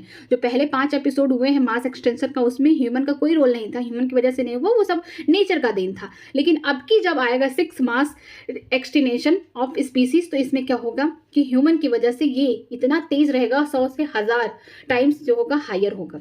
अब देखिए, nearly 700 species have become extinct in the recent time and more than 15,500 species of which greater than 650 are from the India currently phase 2 threatened of extinction। ठीक है, लगभग हम 700 स्पीसीज प्रेजेंटली क्या हो गए हैं, हम उनको खो दिए, मीन्स वो विलुप्त हो चुके हैं। लेकिन अभी भी 15,500 से ज़्यादा स्पीसीज को खतरा है कि फ्यूचर में वो खत्म होने वाले हैं। ठीक है, लेकिन ये डाटा तो दिया था, लेकिन इंडिया वाला नहीं दिया था। तो इंडिया में भी जो 15,500 से भी ज़्यादा जो स्पीसीज है, इंडिया से कितनी ज़्यादा है, इंडिया में इनके जो कितने पार्ट है, इनमें है 650 से भी ज़्यादा स्पीसीज इंडिया से हैं। मीन्स कि इंडिया में भी खतरा है 650 स्पीसीज को। अब आगे देखिए, The cause of high extinction rate at present included the habitat, particularly forest loss and fragmentation, overexploitation, biological invasion and the coextinction। जो मेन कॉजेज हैं कि जो एक्सटेंशन हो रहा है इतनी तेज रफ्तार से, इसका मेन रीजन पहला क्या है, हैबिटेट लॉस एंड फ्रेगमेंटेशन, इसका मेन रीजन है। इसके बाद ओवर एक्सप्लॉयटेशन हो गया, फिर तीसरा हो गया बायोलॉजिकल इन्वीजन जहाँ पे एलियन स्पीसीज आ गई थी, और फोर्थ हो गया को एक्सटेंशन कि एक स्पीसीज खत्म हो गई होस्ट तो पैरासाइट भी मर जाएगा। आगे देखते हैं, earth rich biodiversity is vital very survival and mankind. जो अर्थ में इतनी ज़्यादा बायोडाइवर्सिटी है ना, ये अर्थ पे जो लोग हैं उनके लिए बोल सकते हैं सर्वाइवल का एक रीज़न है, कारण है। The reason for conserving biodiversity are narrowly utilitarian हो गया, ब्रॉडली यूट्रेन एंड एथिकल। जो हमें अपने बायोडाइवर्सिटी को क्यों बचाना चाहिए, क्योंकि हम कहीं ना कहीं फूड ले रहे हैं, शेल्टर ले, सब कुछ हम कहाँ से ले रहे हैं, अपने नेचर से ले रहे हैं। इसके अलावा अगर हम ब्रॉडली की बात करते हैं तो हमारा नेचर भी हमको बहुत प्लेजर दे रहा है। ठीक है, इसके अलावा जो पॉलिनेशन हो रहा है ये सब इकोसिस्टम की सर्विसेज हैं। इसके अलावा हमारा एथिकल, हमारा रोल है, हमारा एक ड्यूटी है कि हमें अपने नेचर को कंजर्व करना चाहिए, क्योंकि हर एक स्पीसीज की एक इंट्रिंसिक वैल्यू होती है। ठीक, Besides the direct benefits like food, fiber, firewood, paramethical, etc., that are main direct benefit we receive through the ecosystem services such as pollination, pest control, climate moderation and flood control। ठीक है, यहाँ पे दे भी दिया है कि जो direct benefit हम किस में लेते हैं, नैरो न्यूट्रिएंट में, जैसे फूड ले रहे हैं, फाइबर ले रहे हैं, ठीक है, फायरवुड ले रहे हैं, दवाइयाँ ले रहे हैं, सब कहाँ से ले रहे हैं, अपने नेचर से ले रहे हैं। इसके अलावा इनडायरेक्टली भी हम बेनिफिट कहाँ से पा रहे हैं, अपने नेचर में से। हम बोलते हैं इसमें आएगा ब्रॉडली यूटेरियन में। ठीक है, हम क्या उसे अचीव कर रहे हैं, पॉलिनेशन अगर नहीं होगा प्लांट्स में, ठीक है, जो नेचुरल पॉलिनेटर के द्वारा पॉलिनेशन नहीं होगा तो हमें फ्रूट नहीं मिलेगा, सीड नहीं मिलेगा। इसके अलावा हम पेस्ट को कंट्रोल नहीं कर पाएंगे। जो क्लाइमेट में मॉडरेशन होता है, बदलता रहता है, कहीं ना कहीं ये सब बायोडाइवर्सिटी का भी इसमें हेल्प रहता है, जो हमारे नेचर का भी हेल्प रहता है, ताकि ये सब कुछ को मेंटेन करे। जो फ्लड है, बाढ़ है, उसको भी कंट्रोल करने में भी हमारा नेचर ही सहयोग देता है। We also have a moral responsibility to take care of the earth biodiversity and pass it on a good order to our generation. हमारा एक रोल है, हमारा एक रिस्पॉन्सिबिलिटी है, ठीक है, ताकि हम अपने नेचर को, जो हमारा नेचर है, या फिर हम बोल सकते हैं जो अर्थ की बायोडाइवर्सिटी है, उसको बचा के रखें और इसको सुरक्षित रखें, जो फ्यूचर के जनरेशन में आने वाले लोग हैं उनके लिए भी। ठीक, आगे देखते हैं, बायोडाइवर्सिटी कंजर्वेशन में भी in situ as well as ex situ. ठीक है, बायोडाइवर्सिटी कंजर्वेशन दो तरीके की हो सकती है। एक इन सीटू हो जाएगा उसी की जगह पे जहाँ पे पहले से ऑर्गेनिज्म या प्लांट या एनिमल स्पीसीज जहाँ पहले से प्रेजेंट है, उसका नेचुरल हैबिटेट। ठीक है, इन सीटू को हम क्या बोलते हैं, ऑन साइट। एक्स सीटू को बोलेंगे ऑफ साइट, मीन्स उसको वहां से निकाल के कहीं दूसरी जगह एक स्पेशल सेम वही नेचुरल हैबिटेट की तरह उसके लिए क्या आर्टिफिशियली क्या बनाया गया है, हैबिटेट बनाया गया है, ताकि हम उस स्पीसीज को बचा के रख सकें। In situ conservation the endangered species are protected in their natural habitat so that the entire ecosystem is protected. ठीक है, इन सीटू कंजर्वेशन में क्या होता है, जो इंडेंजर्ड स्पीसीज हैं, जिनको खतरा है फ्यूचर में कि अब खत्म होने वाली हैं, इनको उनके नेचुरल हैबिटेट में पूरे तरीके से इकोसिस्टम को प्रोटेक्ट किया जाता है। अगर हम फॉरेस्ट को बचा के रखेंगे तो ये स्पीसीज भी क्या होंगे, कहीं ना कहीं सर्वाइव करेंगे। Recently 34 biodiversity hotspot in the world and has been proposed for intensive conservation effort. ठीक है, पहले 25 था हॉटस्पॉट एरिया बायोडाइवर्सिटी का, अब उसमें 9 और ऐड हो गया और टोटल हो गए 34। ठीक है, इसमें क्या होता है कि जो बायोडाइवर्सिटी हॉटस्पॉट एरिया ऐसी है कि यहाँ पे वही स्पीसीज रहते हैं जिनको खतरा है फ्यूचर में खत्म होने के लिए, मीन्स कि यहाँ पे स्पीसीज ना बहुत ज़्यादा होते हैं। ऑफ दीज 3, अब हम 34 जो बायोडाइवर्सिटी हॉटस्पॉट है उनमें से 3 जो है इंडिया में पाई जाती हैं। जैसे 3 वेस्टर्न घाट एंड श्रीलंका हो गया पहला, दूसरा हिमालय हो गया और लास्ट हो गया Indo Burma. Cover the India's rich biodiversity region, ये तीनों कहाँ पाई जाती है, इंडिया में पाई जाती हैं। Our country in situ conservation effort are reflect in 14 biosphere reserve, 19 national parks. अब यहाँ देखिए वाइल्ड लाइफ सेंचुरी कितना दिया था, 448 दिया था बुक में, एनसीईआरटी में। यहाँ दिया है मोर देन 450, 450 से भी ज़्यादा है। एंड मेनी स्क्रेव्ड ग्रुप, ठीक है, कुछ पवित्र उपवन भी कहाँ है, इंडिया में है। लेकिन याद, अब देखिए इसमें कैसे याद करना, जो इन सीटू कंजर्वेशन हो रहा है, इन हम बोल सकते हैं इन साइड, वही सेम जगह, या फिर बोल सकते हैं ऑन साइट हो रहा है। जो 14 है 40 बायोस्फीयर रिजर्व है, 19 नेशनल पार्क है, लेकिन 448 वहाँ पे दिया था वाइल्ड लाइफ सेंचुरी। अगर ऑप्शन में 448 दिया है या फिर मोर देन 450 दिया है तो आप दोनों ही लगा सकते हैं, ठीक। एंड मेनी और बहुत सारे जो है पवित्र उपवन भी पाए जाते हैं। एक सीटू कंजर्वेशन मेथड में देखते हैं कि ऑफ साइट, उस जगह से नहीं जहाँ पे नेचुरली प्रेजेंट था वो प्लांट या एनिमल स्पीसीज, वहाँ नहीं, वहाँ से उसको कहीं दूसरी जगह लेके गए, उसको प्रोटेक्ट किए, कंजर्व किए उस स्पीसीज को।